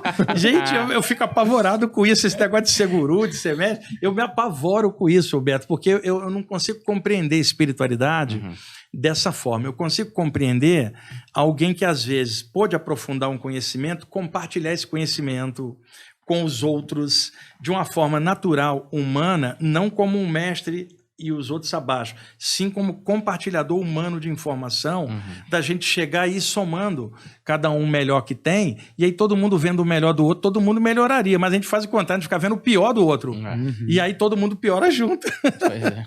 Bom, vamos pro hinduísmo agora. Certo. Não quero continuar me gabando aqui, que é a minha grande parte na influência da humanidade. O pessoal não entende a minha escrotidão, mas era um jeito de te provocar. Exato. É a minha parábola, é o meu estilo. Exato. Entendeu? Mas vamos pro hinduísmo. Vamos E falar outra do coisa, hinduísmo. o Humberto, Daniel, eu conheci o Humberto aqui tem uns 3 meses quando eu vim aqui, e você também, Daniel. Mas você conhece ele há mais tempo, né? Verdade. Então, se você, sem conhecer o Humberto antes, tá? Talvez o Humberto antes, comparado com o de hoje, depois de tantas lives, tanta gente vindo aqui, a tua cabeça, vendo um monte de coisa diferente, ela também foi, tá? Não é que você virou espiritualista, não. Você continua com tua vibe, que é o teu jeito, tem que ser assim mesmo. Mas você vendo tantos pontos de vista diferentes, alguma coisa também, conclusão, a pessoa melhora. Não é que ela era ruim, mas ela ampliou um pouco mais, vendo um mosaico de coisas, foi somando nela. Aí é que eu chamo, não é espiritualidade, é caráter, cara. Melhoria enquanto pessoa. Se você olha ele hoje, ele tá mais flexível do que antes. Total. Não é que ele se converteu a nada, não é isso não, mas simplesmente isso vai dando, no final das contas, um tipo de melhoria e mais flexibilidade na maneira como a gente vai vendo as coisas. Eu conheço ele faz tempo e posso te dizer que ele melhorou muito. Eu mantenho. Tem pra onde ir. Mas você não falou do quanto eu melhorei os entrevistados também, porque eu também é um toque aqui, um ali. Não, tem isso também, né? Porque às vezes quem trabalha com entrevista, às vezes para puxar o melhor do entrevistado, às vezes tem um entrevistado ótimo, mas é tímido, ou a comunicação não é o ideal. Aí você tem que puxar, tem que fazer malabarismo para a pessoa dar o melhor. Eu tenho a comunicação boa, porque eu dou cursos, dou palestra, tem programa na rádio, e para mim é natural. Mas é legal compartilhar essas coisas e a gente melhora. Num bate-papo sobre essas coisas, a gente melhora muito, inclusive com um pensamento diferente do outro. O que não pode ter é radicalismo, babaquice, ficar querendo converter os outros. É legal, nós podemos viver com vibes diferentes, respeitando as pessoas e crescendo, todo mundo com o melhor de cada um. Só empaca, né, isso aí. Essa disputa só empaca Vou a te gente. falar, viu, Wagner? Se todo entrevistado fosse assim que nem você, olha, Nosso trabalho era fácil, hein? Voltaria pra casa leve todo dia. Com o Wagner é engraçado. Tem alguns convidados que o cara manja tanto a parada, tipo, e te estimula tanto que você meio que vira uma palestra particular, entendeu? Você quer saber o que o cara acha, porque o que o cara acha, ele vai saber fundamentar, e aí na minha cabeça ele vai abrir novas portas. Você fala, cara, puta, isso faz sentido mesmo. Realmente, não tinha pensado. Você vai aglutinando informações que o cara traz com as suas, e aquilo vai expandindo. Eu acho que esse é o melhor convidado, né? É isso. Vamos pro bônus. O bônus é o hinduísmo, né? A gente vai fazer o bônus agora. Eu vou colocar como sendo que essa parte do hinduísmo, ela já dá pano pra manga de tema, rapaz, olha... Vamos começar, então. Vamos. Eu não sei de onde começar, Wagner. A gente começa Eu também não sei. Vamos começar pelo começo. Eu sou um entrevistado. Eu tô nas mãos de vocês. Não, eu acho que, né, vamos pelo básico, eu acho que isso vai gerando outras questões. A gente, como ocidental, brasileiro, latino-americano, a gente não tem tanto acesso, a não ser por uma novela Caminho das Índias, ou alguma coisa do tipo, ou uma coisa bollywoodiana, que da religião, a gente vê umas imagens, a gente sabe de algum deus, uma coisa ali, outra colar, mas a gente não tem noção do qual que é a base fundamental do hinduísmo, como que ele se dá, se é dogmas, se são parábolas, qual que é se Jesus, o conceito fundamental é amor, vamos dizer assim, sendo bastante simplista, qual que é o começo ou o cerne da questão do hinduísmo, assim, né? Vamos lá. O hinduísmo tem como tradição, e a Índia tem hoje 1 bilhão de pessoas. E é claro, o mosaico de espiritualidade desse 1 bilhão é diferente dependendo da área da Índia, o norte da Índia ou o sul da Índia.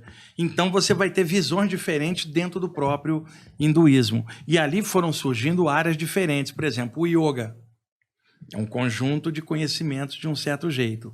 Você tem o Mimamsa, que é outro sistema, o Vedanta, o Samkhya, todos considerados hindus, mas dentro de um mosaico com parâmetros diferentes. O Vedanta é um sistema unitário baseado nos Upanishads e nos Vedas. Os Vedas são 4 livros antigos, não se sabe exatamente a data, 5.000 a.C., talvez as escrituras mais antigas do planeta, segundo se comenta, os 4 Vedas. A palavra Veda em sânscrito significa sabedoria, sabedoria revelada, divina. Então o hindu considera os Vedas como o cristão considera a Bíblia, a referência religiosa e espiritual do povo da Índia. Não se sabe exatamente quantos milhares de anos antes de Cristo o povo da Índia, os grandes mestres daquela tradição, compilaram e escreveram. Passou o tempo, quando foi por volta de 1000 a.C., e eu já vi datas diferentes, 1500 a.C., 1000 depois, mas o mais aceito, 1500 a.C., o contexto cultural da Índia naquela época começou a acontecer um fenômeno. Homens e mulheres que já tinham criado os filhos resolveram sair da sociedade e se dedicar a uma busca espiritual, porque os filhos já estavam criados. Resolveram ir para lugar ermos, isolados, para buscar o divino, através da meditação. Então, naquela época, você tinha os sacerdotes brahmanes estudando os Vedas, falando capítulo, versículo, templos luxuosos e a população caindo de fome. Essa história de religião, manipulação popular, é oriental e ocidental o mesmo problema. Então, os sacerdotes exigindo sacrifícios, exigindo parte da colheita, e os sacerdotes gordos e a população magra de fome. Então, naquela ocasião, a divindade era muito lá em cima, o povo aqui, os sacerdotes eram os intermediários. Quando chega em 1000 a.C., esses homens e mulheres que se isolavam nas cavernas, numa cabana na floresta e se dedicavam a uma vida espiritual, é claro, a maioria não conseguia avanço nenhum, era apenas a reclusão social, mas alguns poucos homens e mulheres alcançaram estados de expansão da consciência na meditação. E aí, ao alcançar esse estado e perceber algo maior permeando a tudo, eles começaram a dar uma outra visão sobre os Vedas, que não era em cima de capítulo e versículo, em cima da percepção viva deles, homens e mulheres, conhecidos então como os rishis, os sábios da tradição hindu. De vez em quando, esses homens e mulheres desciam do isolamento e sentavam na orla da floresta com a cidade. Aí o que o povo dizia? Um homem ou mulher santo desceu, vamos chegar perto. E aí as pessoas traziam flores, traziam frutos, depositavam aos pés daquele mestre meditando, e ele então, durante 3 dias ficava ali, as pessoas sentavam, ficavam quietas e experimentavam estados alterados só na aura dele, e viam coisas, né? E aí as pessoas começaram a notar o que esses rishis falavam. Às vezes um dos rishis falava assim, me dê um exemplar do Ramayana, ou do Bhagavad Gita, ou dos Puranas, e ele interpretava de acordo com a experiência dele, não como um religioso falaria de um capítulo e versículo preso à letra e não ao espírito. Então, os hindus começaram a notar o que esses sábios falavam. Com o tempo, eles compilaram, e a compilação se chamou Os Upanishads. Eles acharam aquilo tão espetacular que eles pegaram os Upanishads e colocaram no final dos Vedas, como um livro só, chamado Os Vedas. Igual o cristão, com os 4 evangelhos, achou aquilo tão incrível que colou no fundo do velho evangelho, constituindo a Bíblia. Mas há um hiato entre o velho evangelho e o novo. Na Índia, um hiato entre os Vedas e os Upanishads, mas todo mundo fala os Vedas, mas a parte dos Upanishads é a parte mais recente. Então, o Vedanta é uma doutrina hindu que segue os Upanishads. Então, se você pegar uma outra doutrina que segue outro parâmetro, vai falar de hinduísmo de forma diferente, porque está usando o Bhagavad Gita, que já vai ter outra pegada. Então, daí foram surgindo linhas diferentes dentro do hinduísmo. Deixa eu me dar um exemplo paralelo. O cristianismo. Você tem o católico normal, mas você tem o protestante, que também é cristão, mas segue outra maneira de ser, a partir da reforma protestante com Martim Lutero no século XVI. Você tem a igreja ortodoxa grega, que é diferente da russa, que é diferente da católica romana. Todas essas falam em Jesus e evangelho, mas elas têm parâmetros de ação e linhas diferentes de atuação. Na Índia, foram surgindo linhas hindus, todas são hinduísmo, mas elas têm vertentes diferentes, onde o sistema Vedanta fala de uma presença em tudo, uma única presença. Já um sistema dualista falaria o Purusha, o espírito lá em cima, a manifestação cá embaixo. São maneiras diferentes. Então, a base do hinduísmo, os Vedas e os Upanishads. De forma paralela, o Ramayana, os Upanishads, o Bhagavad Gita, os Puranas e as literaturas grandes que o povo hindu Segue. Na Índia, um dos heróis nacional, o príncipe Rama. A história dele é contada no Ramayana, escrita por um sábio chamado Valmiki, que é a história do príncipe Rama, a princesa Sita, que é sequestrada por um demônio chamado Ravana, e o Rama vai resgatar sua princesa com a ajuda do irmão chamado Lakshmana e de um macaco paranormal chamado Hanuman, que era o X-Men da época, tinha todos os poderes ali. E qual a metáfora disso? O Rama é o espírito ou consciência que teve a princesa, que é o seu coração, roubado pelo demônio que é o ego. Então, o Ramayana, ele reflete a busca do ser humano vencendo a si mesmo, sequestrado a sua consciência pelo seu ego. Eu agora vou descer, vou resgatar eu de mim mesmo e vou me tornar Brahman. Então, você tem por detrás das literaturas uma série de personagens que refletem estados de consciência, né, que o povo da Índia pegou como referência. Então, o Rama é o ideal masculino, Sita, a princesa, o ideal feminino. Então, a partir disso, muitos hindus adotaram o nome de Rama, porque chegava uma hora que um discípulo tinha alcançado determinado nível, o mestre dele, então, trocava um nome de família por um nome yogi ou iniciático, trocando o nome a partir do momento que esse nome representa o que você é hoje, e o seu nome de família era o que você era antes. Você passou por uma iniciação, se transformou, seu nome vai refletir o que você é hoje. Então, Humberto, aí chega uma hora, alguém que está instruindo o Humberto fala assim: Humberto, você chegou num ponto agora que daqui a pouco você vai ter seus próprios discípulos e eu vou trocar o seu nome, eu vou escolher um nome a partir da vibração que eu estou vendo na sua aura. Então, muitos adotavam o nome de Ananda, porque Ananda é um estado de bem-aventurança ou de êxtase espiritual. E aí pega, você gosta muito de Rama, eu vejo que você gosta do Ramayana, eu vou te chamar de Swami Ramananda, a bem-aventurança de Rama, e onde você for, o próprio nome já é uma expressão do que você é. Aí eu vou para o Daniel. Daniel, você gosta muito de música, e eu vejo que você gosta muito do Bhagavad Gita, de Krishna. Então, vou te dar um nome. Em sânscrito, quando você pega, fala, existe um som sutil. O som sutil é chamado nada em sânscrito. O som sutil que não se escuta com os ouvidos e com o coração. O som do eterno. Eu vou te chamar de nada. Como você gosta do Krishna, nada Krishna. Quer dizer, você tem o som sutil de Krishna, Ananda, você vai ser nada Krishna Ananda. Porque através desse som sutil de Krishna que você vai escutar, você vai levar a bem-aventurança através da música para o mundo.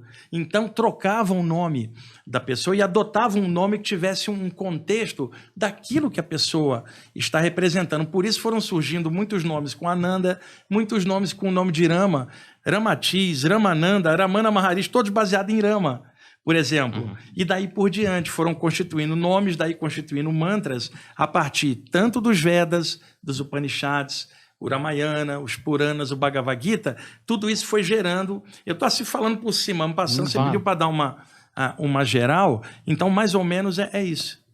Isso é engraçado, né? Porque quando você conta essa história dessa busca, tem meio que uma estrutura parecida com a da Odisseia, né? Sim. Só muda os elementos, só né? muda os a estrutura, que até virou coisa de roteiro depois, é a mesma. Vai né? encontrar isso em todas as culturas, com o nível cultural das pessoas, o nome ali, mas a história, a lição sendo a mesma. Um épico para você vencer a si mesmo no final das contas. Até o nome Retorno Transformado, que é um dos passos da jornada do herói, ele combina com esse conceito aí. Agora, a gente vai estabelecer assim, eu digo assim, a gente vai explicar cada uma dessas vertentes e vamos... vamos falar de forma geralzão. Porque cada uma dessas vertentes a gente levaria horas, né? Porque cada uma tem eu vou falar de uma forma geral. Dentro da maioria dos sistemas hindus, quando você quer falar de um poder superior, você fala Brahman. Não tem uma tradução que você possa fazer exatamente, tipo Deus. Brahman, o Supremo, o Absoluto, o Incomensurável, o Incognoscível, o Grande Mistério. Você sabe do que está sendo dito, mas não corporificou, não disse que era alto ou baixo, homem ou mulher, jovem ou velho. É o Absoluto. Você entendeu do que está sendo falado, mas não houve a prisão numa forma. A questão é, os grandes mestres, os rishis, falavam isso. A população não entendia, cara. Não tinha como um Deus etéreo. Então, fizeram a clássica divisão do um em 3. Dividiram Brahman em Brahma, Vishnu e Shiva. Brahma seria a mente cósmica, a criação. Aquilo que é criado precisa ser preservado. Então surge o coração universal, que é Vishnu, o poder de regenerar e manter tudo que está criado em ativa. Agora, tudo que nasce, cresce, um dia morre para poder renascer. Então surge Shiva, o transformador. Criação Brahma, preservação Vishnu, transformação Shiva. Brahma, Vishnu e Shiva, os três não passam de um, que é o absoluto, Brahman em tudo. Mas para a população, cada um dos três tem uma característica. Por exemplo, as divindades da Índia, em sua maioria, você pode olhar, Rama, Krishna, Shiva, são todos azulados. Já reparou isso? Metáfora, azul é a cor do céu. De onde eles vieram? Do céu, que cor eles teriam? As divindades da Índia têm 4 mãos. Uma mão toca a terra, que é Prithvi. A outra mão toca a água, que é Apas. A outra mão toca o fogo, que é Terras. A outra mão toca o ar, que é Vayu. E a cabeça é o éter, o Akash, significando os 5 elementos. O Akash e a condensação em 4 elementos, né? Cada um deles vai aparecer, então, com uma característica e, como tem 4 mãos, um objeto em cada mão representando alguma coisa. Então, vou pegar Vishnu, no preservador. Numa mão, ele segura uma massa. Qual é o ditado popular? Se não vai pelo amor... Vai pela dor. Tá? Então está segurando a massa. Na mão de cima, já que são 4, ele segura um búzio. O búzio tem diversos significados. Pode ser a roda do tempo, mas também, quando a gente era pequeno, ia na praia, nossos pais pegavam um búzio e falavam, escuta o som do mar. E aí a criança bota aqui e está escutando o som do vácuo. Então qual é a metáfora? Vishnu, com o búzio, escuta todos os corações e assim sabe tudo que se passa no universo. Na mão de cá, uma flor de lótus ou uma mão aberta, que é a bênção. E na mão de cima, uma rodinha de luz na ponta do dedo. A rodinha de luz pode ser a roda do tempo também, que é chamada Kala. Mas acontece que roda em sânscrito é chakra. Então se dizia que quando o Vishnu descia um ambiente escuro, inferior, ele estendia a mão e a rodinha virava um rodão, um disco de luz que refletia a luz e diluía toda a treva. Então qual a metáfora? Cercado pelas trevas, acende o chakra, expande o chakra, que as trevas vão embora. Quando os mestres da Índia estavam mapeando o sistema energético e seus centros psíquicos, eles tinham que dar um nome para esses centros. Vendo que eles tinham forma de vórtice ou roda, lembraram da rodinha na mão de Vishnu, então chamaram o centro de chakras, que vem da roda, o chakra na mão de Vishnu. Então, são mitos que acabaram vindo para o contexto. Veja, um chakra, a arma de um deus para se defender das trevas. Pô, tem essa esfera de luz aí, o disco, caramba, igual tem lá, vou chamar isso aqui de chakra. E o disco de Vishnu não era para ele se defender, então se defende com o teu chakra. Ele não expandia lá, expande o teu aqui, irmão, que você está protegido. Então, a partir de um mito, você tem uma vivência agora e um nome de um centro energético. Então, cada um deles tinha características. Já o Shiva, cabelão preto, né, grande, com um coque cá em cima, sai um jorro de água, né, que é o poder de purificar todos os venenos. A cabeleira grande, ela é chamada Keshara, porque é cabelo de estrelas, por metáfora. Nos cabelos dele está o universo inteiro. Viaje pela cabeleira de Shiva, ou seja, viaje pelo universo. E aí, o Shiva azul tem uma cobra naja enrolada no pescoço, você já viu? A cobra naja é um ofídeo grande que ela rasteja pelo solo e às vezes ela ergue parte do corpo, formando aquela posição do bote, né? E ela tem um capelo que às vezes faz assim, parece que abre. Qual é a metáfora? Um ser que rasteja pelo pó do ego e da ignorância, que agora resolveu erguer a consciência para o céu, que é a cabeça da naja em cima. Quando o capelo abre, a expansão da consciência, que o yogi chama de samadhi. Então a cobra naja representa expansão. Shiva é o senhor da expansão, ele tem uma cobra naja. Imagina, alguém leigo vai achar que a cobra é um mal, né? E tem um tridente. Tridente tem 3 pontas. Cada ponta é uma qualidade da energia. Então se divide a energia em 3 áreas. Tamas, Rajas e Sattva. É assim. Rajas é tudo que estimula. Tamas é tudo que paralisa e Sattva é o equilíbrio entre os dois. Então você fala assim, por exemplo, o Humberto está irritado. Aí eu falo assim, ele está rajásico, ou seja, está cheio de estímulo. Aí você está preguiçoso, eu falo, você está tamásico, quer dizer, está parado. Agora eu falo, vocês estão aqui, não estão dormindo nem agitados, tá sátvico, tá normal. Então, a nível de comida, você toma café, é rajásico, é estimulante. Comeu uma feijoada, é tamásico. Comeu arroz integral, é sátvico. Então, tudo eles classificavam em 3 energias. Então, Shiva, carrega um tridente com 3 pontas, cada ponta, uma ponta é tamas, a outra é rajas, o meio é sattva. E para quem estuda yoga, o tridente também representa os 3 canais que passam pela coluna, Ida, Pingala e Sushumna, por onde circula a Kundalini, que é um tema que também hoje não dá para expandir. Então, é o controle das energias. Agora imagina, Daniel, Humberto, você acorda de madrugada, paralisado e não consegue se mexer. Aquela paralisia noturna. Aproxima um ser espiritual azul com um tridente na mão, uma cobra assim. Quem você vai achar que é? É o demo. É o demo, só que ele é azul. Né? Então, Tá com frio. E se você fosse o hindu, eu falo, meu Deus, estou sendo visitado pelo Deus Shiva. Quer dizer, são características e ideias em forma, roupa, simbolismos diferentes para Brahma, criação, Vishnu, preservação e Shiva, transformação. Cada um dos 3 tem um mantra específico. Por exemplo, para o cristão, o nome de Jesus é sagrado. Então, se um cristão pensa ou fala no nome de Jesus de coração, não estou falando de condicionamento mental, mas com o coração, ele entra numa vibração positiva que liga ele ao que ele admira. Então, o nome de Jesus seria um mantra para o cristão, porque representa tudo que ele ama. Na Índia, então, sabendo disso, cada um dos 3 tem um mantra. Então, por exemplo, Humberto gosta mais do Shiva, assim como o cristão pode gostar do Espírito Santo. Então, o mantra de Shiva vai ser o que ele vai evocar. Você gosta de Vishnu, vai ser um mantra de Vishnu. Então, todos eles têm o Om, que é a vibração do todo que está em tudo. O mantra em sânscrito, se não tiver o Om, não tem valor, porque não tem a logomarca divina. O controle de qualidade, made in heaven, feito no céu. Controle de qualidade de Deus. Tipo assim, tem o selo do eterno, a impressão digital do todo, né? Então, o Om entra em todos os mantras, no início ou no final. Então, o Om é o mantra de Brahma, o Criador. Vishnu também é chamado Narayana, que é o protetor divino. Então você fala Om Namo Narayanaya. Namo ou Namaha é quando você justifica o nome sagrado que você está chamando. Por exemplo, para o cristão, Jesus é um sagrado nome. Isso é Namo ou Namaha. Então você fala Om Namo, que é o nome sagrado que eu estou chamando, Narayana, que era Vishnu. Om Namo Narayanaya, para dar a firmeza naquilo, tá? Shiva, Om Namah Shivaya. Então foram sendo criados um mantra para cada uma das divindades, e quando a pessoa não lembrasse do mantra, ela faria um bija mantra, um mantra pequenininho, tipo pílula concentrada, tem todas as vitaminas ali. Então o bija mantra, a palavra bija é semente ou núcleo. O bija mantra de Brahma continua sendo Om.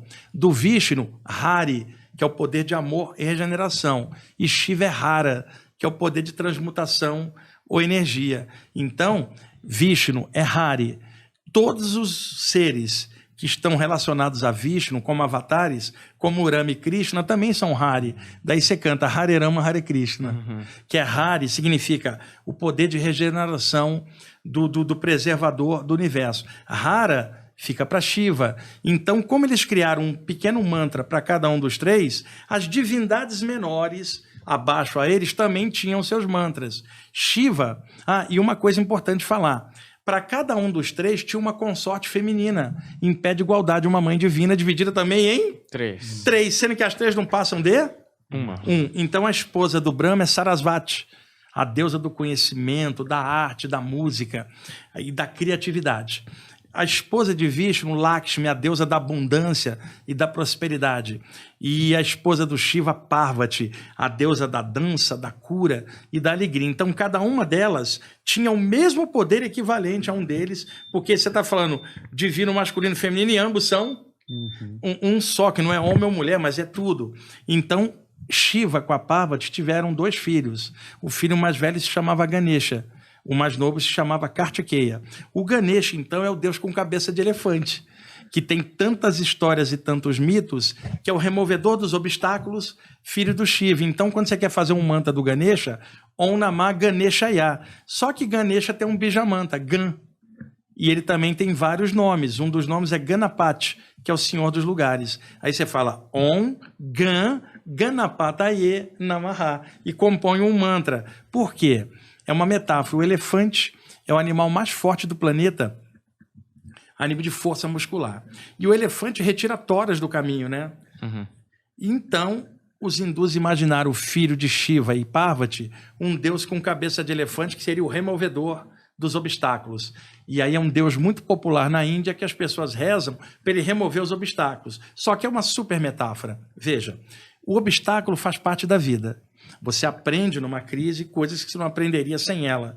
E um professor na sala de aula não pode tirar a prova do aluno, porque senão como é que ele vai aferir o nível do aluno? E não pode dar cola também na hora da prova. Então, quando se fala Ganesha, removedor dos obstáculos, não são os obstáculos da vida que fazem parte do crescimento nosso aqui vencendo as barreiras. São os obstáculos de dentro, Daniel. A ignorância, a arrogância, sabe? E tudo que impede a gente de expandir a consciência. Seria remover os véus da ignorância do ego da gente. Tipo, ó Senhor Ganesha, me ajuda a remover tudo que não presta dentro de mim para que eu possa crescer e assim eu desenvolva a força para vencer os obstáculos. Não é tirar a pedra do caminho, é a pedra de dentro. Só que a população vai pegar isso ao pé da letra, pedindo para remover os obstáculos. Alguém conhecedor disso, como iniciado, vai saber que é o obstáculo de dentro. Remove o véu da minha ignorância, Senhor Ganesha. Remove o véu da minha arrogância. E a cabeça de elefante tem milhares de mitos sobre ela, dependendo da história. Uma delas diz assim: ele era um garoto de 10 anos muito bonito. Então todo mundo que ia estudar com ele ficava tão encantado com a beleza dele que esquecia de estudar. Então qual é a metáfora? O Shiva corta a cabeça dele, põe a cabeça de elefante num lugar. Doravante, quem for buscar a sabedoria não vai mais pela aparência. Quer dizer, por trás da história você tem uma lição. A outra é que o Shiva foi meditar no Himalaia e falou para o garoto, tem um demônio transmorfo, né? Devia ser um mutante daquela época, né? Inimigo do X-Men, e ele toma a forma de qualquer um. Ele pode tomar minha forma e tentar te enganar para entrar aqui na casa. Não deixa. E aí deu uma machadinha, uma lança para o garoto ficar tomando conta e foi meditar no Himalaia. Ele senta lá num dos morros do Himalaia e entra no estado alterado, fica 1000 anos meditando. Quando ele volta a si, ele pensou que era um segundo, tinha passado 1000 anos, o cabelo tinha crescido, ele tinha ficado 1000 anos ao ar livre, estava cheio de pó, né? A barba tinha crescido, e o Shiva de barba grande é chamado Rudra, que é outro nome, desce ele voltando para casa. Aí, isso eu imagino aqui como um brasileiro bem sacana. O cara tá voltando doido para tomar um banho e ver a companheira dele, depois de 1000 anos, cara. O cara na seca ali e quer um banho, né? Quer ver a companheira dele. Quando ele chega na porta da casa, tá um moleque lá com machadinha e lance. Fala, aqui você não passa. Mas sou eu, seu pai. Meu pai é um cara limpo, não é um cara sujo. Meu pai não tem essa barbona. E meu pai me avisou que o demônio transmorfo podia tomar a forma dele para tentar entrar. Você deve ser o tal demônio aqui, você não entra. E o Shiva, doido para entrar, entraram num combate. E aí ele ganha o combate, mata o moleque e decepa a cabeça dele, joga na floresta. E vai tomar um banho, esperando a Parvati chegar a companheira. Eu imagino o banho... tomar o banho. Não, eu imagino o Shiva tomando banho, raspando a barba, ele abre um buraco no tempo e espaço que é Deus, pega uma gilete avançada daquela, ele faz, corta o cabelo, pega uma toalha com o mantra on estampado e aí espera a companheira chegar. Quando ela chega, ela fala, cadê o nosso filho que estava na entrada? Aí ele não quis deixar eu entrar, eu matei ele. Aí a mulher ficou danada com ele, a esposa. Não falo mais com você, a não ser que você ressuscite ele, porque você é Deus. Aí o Shiva abre o terceiro olho. Você pode reparar que o Shiva tem um terceiro olho aqui. Chama Shiva Netra em sânscrito, a visão espiritual. Ele abre o terceiro olho e vê na floresta o cadáver do garoto. Só que tinha passado um animal e comida a cabeça. E falou, olha, eu posso ressuscitar ele, mas a cabeça foi comida. Eu vou entrar na floresta, primeiro animal que eu enxergar, eu mato ele, corto a cabeça e colo a cabeça no pescoço e enfio o espírito dentro. Ele vai ver com cabeça de animal. Quando ele entra na floresta, o primeiro animal é o elefante, cara. Ele mata ele e cola a cabeça. Por isso o moleque tem cabeça de elefante. E aí, atrás de algumas portas de residência, tem um quadrinho do Ganesha para proteger a entrada da casa. Então, você pega um mito que acaba se tornando, ao pé da letra, uma série de coisas. Mas qual é o mito do Ganesha? Removedor dos obstáculos. Não de fora, e sim o de dentro. Então tem um valor intrínseco aí que é o despertar da consciência. Então cada divindade tem uma característica, um mantra, e o povo hindu foi se acostumando e gerando mantras e mais mantras do sânscrito evocativo dessas energias. E é claro que a palavra mantra ela vem do sânscrito, man de manas, que é a mente, tra, que é liberação ou controle. Ao longo da história, outras culturas desenvolveram seus mantras também, que não eram os mantras da Índia. Cada cultura desenvolveu nomenclatura, mas o nome mantra, que até hoje é usado, ele vem da Índia. Então você tem mantras no Antigo Egito, que tinha a ver com os nomes das divindades egípcias, você tem mantras em hebraico, você tem mantras chineses, mas o nome mantra que se popularizou internacionalmente vem do sânscrito lá da Índia. E uma das áreas que saiu da Índia e se propagou pelo mundo foi o yoga. E o yoga, trabalhando os chakras, criou um pequeno mantra para ativar cada chakra, que são chamados bijas mantras dos chakras, que eu não vou comentar aqui hoje para a gente não sair muito do assunto, que seriam pequenos mantras dentro dos chakras para ativação desses chakras. No yoga clássico, porque o yoga hoje no Brasil é muito em cima da parte material, parece até aeróbico oriental, porque muitas vezes não tem a parte da filosofia hindu, porque como está no Brasil, boa parte dos alunos é cristão, não vai aceitar uma filosofia de outro lugar atrás. Então muitos professores de yoga foram capando e deixando nos bastidores essa parte toda e ficando só nos pranayamas, nos asanas e as coisas mais cotidianas. Agora, tem professor de yoga no Brasil que também aplica os mantras e fala essa parte hindu que eu estou falando, mas não é a maioria, claro. A maioria ficou na questão física. Então, você entra na academia de yoga, é um garoto sarado ou uma garota peituda na entrada. Vamos falar claro. Bem saradíssimo. Vamos. Parece uma aeróbica oriental. E yoga é muito mais do que isso. Yoga é o yoga, não é a yoga. É masculino, significa união. Aquilo que leva você ao samadhi, a expansão da consciência, a culminância de 8 passos até chegar no 8º, que é a expansão da consciência. Então foram surgindo áreas no hinduísmo, como o yoga e outras, que foram trazendo a questão dos mantras para o público. Os Upanishads, que é o conhecimento dos grandes rishis compilado, os Upanishads falam de 3 coisas. Brahman, que é o todo que está em tudo. O Atman, que é o espírito, nós manifestados. E o Om, que é a conexão do todo com tudo. Então, eles trabalham em cima dessas 3 ideias e os Upanishads falam também de mortalidade da consciência, cara. Que a consciência não é o corpo, que a consciência é Brahman no corpo, morando na câmara secreta do coração, que ela entra pelo alto da cabeça e vem morar por uma vida na câmara secreta do coração. Na hora da morte ela sobe e sai de volta para casa pelo topo da cabeça. Então tem uma série de nuances, mas assim, em linhas gerais, o que eu estou falando são as divindades no sentido geral. Agora, as consortes, as 3 mães divinas, também têm mantra. Então, Sarasvati, esposa do Brahma, Om Namah Sarasvatiye. Lakshmi, esposa do Vishnu, Om Namah Lakshmiye. E Parvati, a esposa do Shiva, Om Namah Parvatiye. Parvati, então, sendo a deusa da energia, ela pode tomar milhares de aspectos. Deixa eu dar um exemplo. Quantas Nossas Senhoras existem para um cristão? Putz, um monte, dimanando de uma. Na Índia, existem muitas mães divinas dimanando da Parvati. Então, ela pode tomar vários aspectos. Se é para te proteger, Daniel, ela toma aspecto de uma guerreira, chamada Durga. Igualzinho na Umbanda, você tem uma entidade protetora. Se ela toma um aspecto tipo mãezona, chama-se Uma. Se ela assume um poder de transformação na natureza, é chamada Tripura Sundari. São muitos nomes e cada nome tem um mantra específico. Eu sei todos eles. Eu tenho esse conhecimento e eu poderia passar horas te falando desses mantras, mas vai ficar muito preciosismo. Eu acho que, pelo geral, eu acho que deu para dar uma ideia das divindades da Índia. E o lance todo, quando se faz um mantra evocativo, é a energia que nós estamos falando. O bojo energético daquilo, ao concentrar no nome que tem essa associação, a energia vem e isso pode gerar um estado de consciência diferente para a pessoa. Tá dando para entender? Porque é um tema muito complexo, eu estou passando bem em geral. Mas é legal, é como as coisas vão se tornando outras, né? E como a mensagem principal fica. Agora, só fazer o bônus do bônus, então, para a gente, antes de finalizar, conta a história de Buda, então, que a gente comentou antes em off, né? Eu acho que pode ser um bônus legal. Vamos lá. O Buda era o Siddhartha Gautama, 500 a.C., perto da fronteira com o Nepal, na Índia.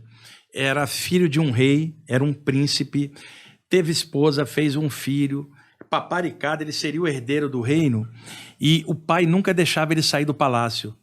Um dia, esqueceram a porta aberta, o garoto saiu e se deparou com um mendigo leproso. Aquilo chocou o moleque, ele não sabia que existia tal sofrimento, aí puxaram ele para dentro. Desse dia em diante, o cara mudou. ele percebeu que existia sofrimento no mundo e a vida não era só palaciana, existia a população lá fora. Então, isso deu um impacto tão grande, ele de vez em quando fugia de novo para ver o povo. E isso deu nele um choque de realidade. E ele pensou, eu tenho que descobrir um método de destruir o sofrimento ou diminuir esse sofrimento nas pessoas. Ele então renuncia ao posto de príncipe, deixa a esposa e o filho nas mãos do pai com uma grande pensão para sobreviver, é claro, se retira e encontra um grupo de anacoretas, que eram aqueles hindus que andavam praticamente pelados na floresta, só meditando, se alimentando de raízes e frutos bem magérrimos. E durante anos o Siddhartha Gautama andou com esse grupo, tentando achar nesse grupo alguma coisa que expandisse a consciência dele. Depois de anos, o que ele descobriu? Que ele ficou com inanição. E que inanição não trazia iluminação, porque aqueles caras estavam rodando há anos e não tinham alcançado a iluminação e nem como diluir a dor do mundo. Ele então se retira e sozinho passa a fazer essa busca.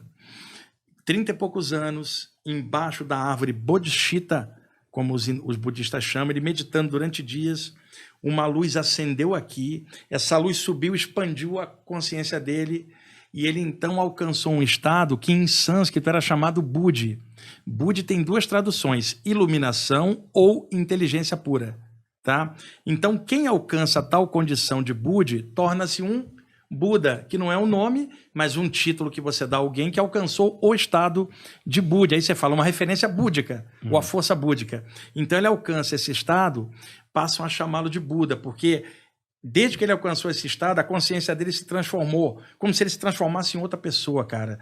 Quer dizer, se diz nesse instante que o Siddhartha Gautama morreu e renasce como Buda, porque ele agora é totalmente diferente depois desse estado. Ele, então, como todos os grandes mestres, Jesus e Krishna, começou a questionar o status quo social e religioso. Né? Ele falou, vocês estão lendo os Vedas há quanto tempo e nunca alcançaram esse estado? Eu consegui alcançar sozinho, se eu conseguir, vocês conseguem. E aí tem uma diferença. Para o cristão, Jesus já desceu pronto para fazer o que veio fazer, é o divino. Para o hindu, Krishna veio como avatar de Vishnu, já veio pronto.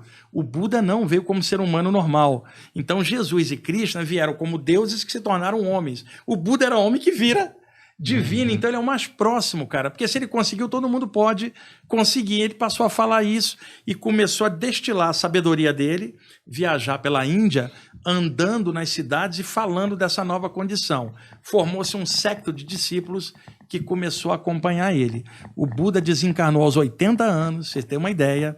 Há relatos dele ter feito milagres semelhantes aos de Jesus, que a gente não fica sabendo aqui no Ocidente, são contados lá, e eu não vou ficar comparando o mestre, é claro.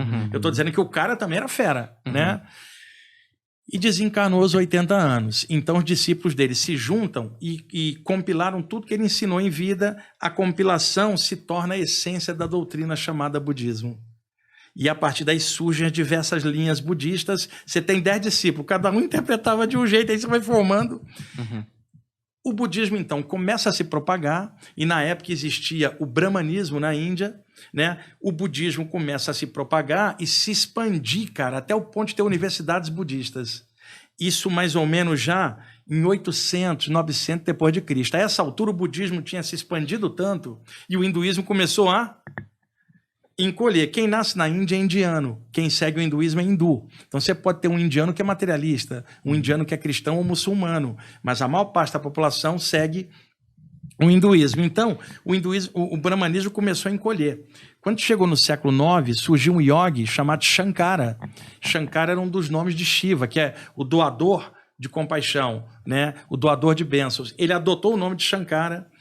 E ele, aos 17 anos, escreve um livro que se chama Vivekachudamani, em sânscrito, que é a joia suprema do discernimento, que se tornaria um divisor de águas. Ele seria o Lutero do brahmanismo. Ele criou um racha, porque os sacerdotes falavam da divindade lá. Ele fala, não, a divindade não está lá, a divindade está. Ele tira Deus do templo e traz para cá. E aí se falava, vamos fazer uma fogueira, um ritual. Não, porque eu já acendi milhares de fogueiras, não despertei a consciência. Eu vou entrar na meditação, vou mergulhar no meu coração, vou acender a fogueira do discernimento, vou queimar minhas tolices. A minha fogueira é melhor do que a sua. Eu não vou no teu templo. Eu descobri, ele tira Deus do templo e traz para a meditação. E ele se torna, então, um divisor de água. A essa altura, o budismo expandindo, surge o Shankara. Com esse livro, os hindus seguem ele, aí o hinduísmo começa a expandir, o budismo começa a... E ele é o divisor de água. Aí o que os monges budistas passaram a fazer? Imigraram. Foram subindo o Himalaia para o Tibete, chegando na China, no Extremo Oriente. O budismo, então, foi se... Ironia, hoje no Oriente, qual é o país que tem menos budista? A Índia. E onde tem mais budista? No Extremo Oriente. Então, quando o budismo chegava em cada lugar, os monges não competiam, Beto, eles se amalgamavam com as doutrinas já existentes, sabendo que o budismo, com o tempo, iria também ser uma preponderante. Então, no Tibete, o budismo se tornou preponderante. Aí surge o budismo tibetano, que é de um jeito. Quando os monges descem para o Japão, o japonês tem outra maneira de ser diferente do tibetano. Então, o japonês, muita regra, etiqueta, um jeito certo de ser. Então, o budismo se mistura e se torna meio a moda japonesa. Se você vê um budista japonês, ele é mais austero, carecão, dificilmente ri. Você pega um budista chinês, é mais naturalista, mais brincalhão. Agora, pega o budista tibetano, bandeirinha colorida, mantra e dança. Toda hora que você olha para o Dalai Lama, ele está rindo. Então, linhas budistas todas falando do Buda, mas com parâmetros diferentes. E quando chegou no Tibete, para resumir, os tibetanos começaram a questionar o seguinte: só o Siddhartha Gautama, ao longo da história humana, alcançou o Budi? Será que outras pessoas não alcançaram e, em lugar de vir a público falar, ficaram recolhidas num templo, ajudando a humanidade em silêncio? Então surgiu no Tibete a noção de que teriam existido Budas antes do Siddhartha Gautama. É bem possível. Só que, historicamente, não foram registrados. Então parece que houve um Buda que, na verdade, foi o que veio a público, mas outros permaneceram trabalhando em silêncio. Então, no Tibete também surgiu a noção seguinte: homens e mulheres que seguem os ensinamentos do Buda e que estão chegando num nível tão avançado que daqui a pouquinho eles poderão alcançar o Budi, mas não alcançaram. E se alcançaram, eles permanecem sem entrar no Budi para poder estar próximo da humanidade ajudando. Todas as tradições falam nisso, só muda o nome.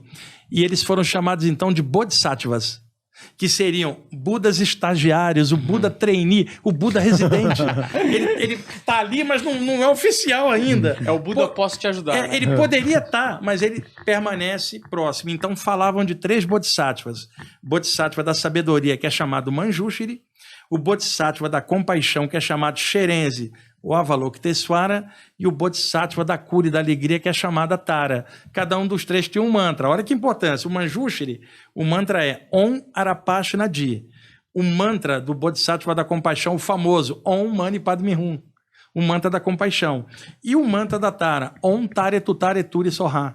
Então, além da noção do Buda, surgiu a ideia de Bodhisattvas. Vocês nunca questionaram o seguinte: como é que era o biotipo físico do Siddhartha Gautama? Moreno, alto e magro, era vegetariano. Como é que você vê a estátua do Buda gordo com cara de chinês? Que é pedindo um yakisoba. O Siddhartha Gautama era vegetariano. Então, o que rola ao longo da história?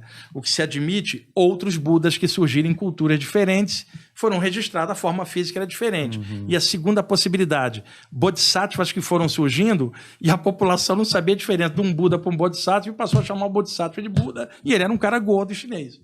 Então tem variações. Agora o Buda clássico é o Siddhartha Gautama, mas e outra, se admitir vida em outros lugares do universo, nós não vamos imaginar que só surge Buda aqui.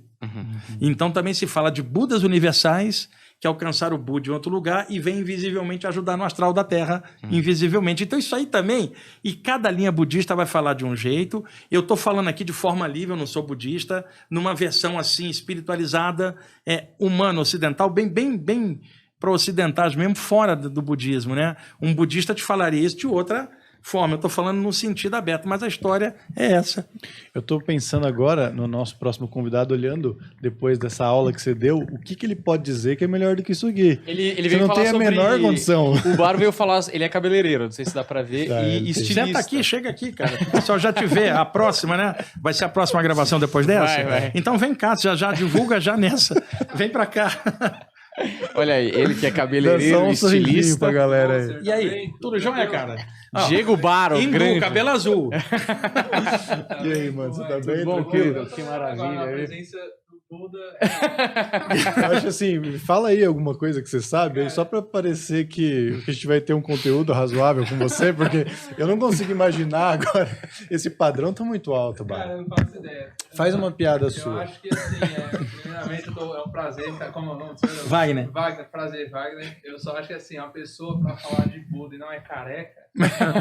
E aquela apropriação história. cultural. O Siddhartha Gautama também não era careca. Às vezes alguém fala, você tá virando Buda. O Buda era magro, cacete. É que os estereótipos que fizeram. E outra coisa, como é que um chinês e um japonês que nunca tinha visto um indiano ia falar de um Buda? Aí lentamente foram repuxando o olhinho, aumentando o volume.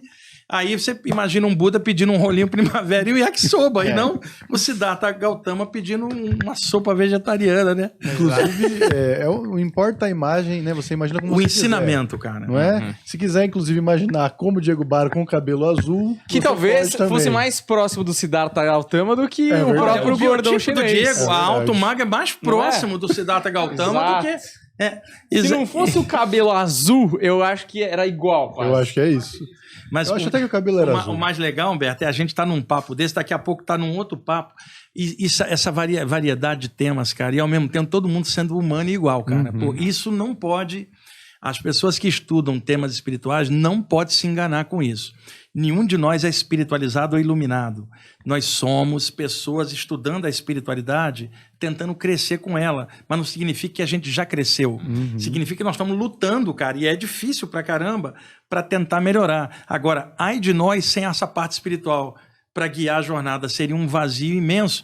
E mesmo uma pessoa que possa ser ateu, uma pessoa ateia, ela vai entender culturalmente como esses valores ajudam na jornada. E outra coisa, às vezes alguém é ateu porque nunca explicaram direito as coisas para ele, e quando falaram de Deus era um cara barbudo lá em cima.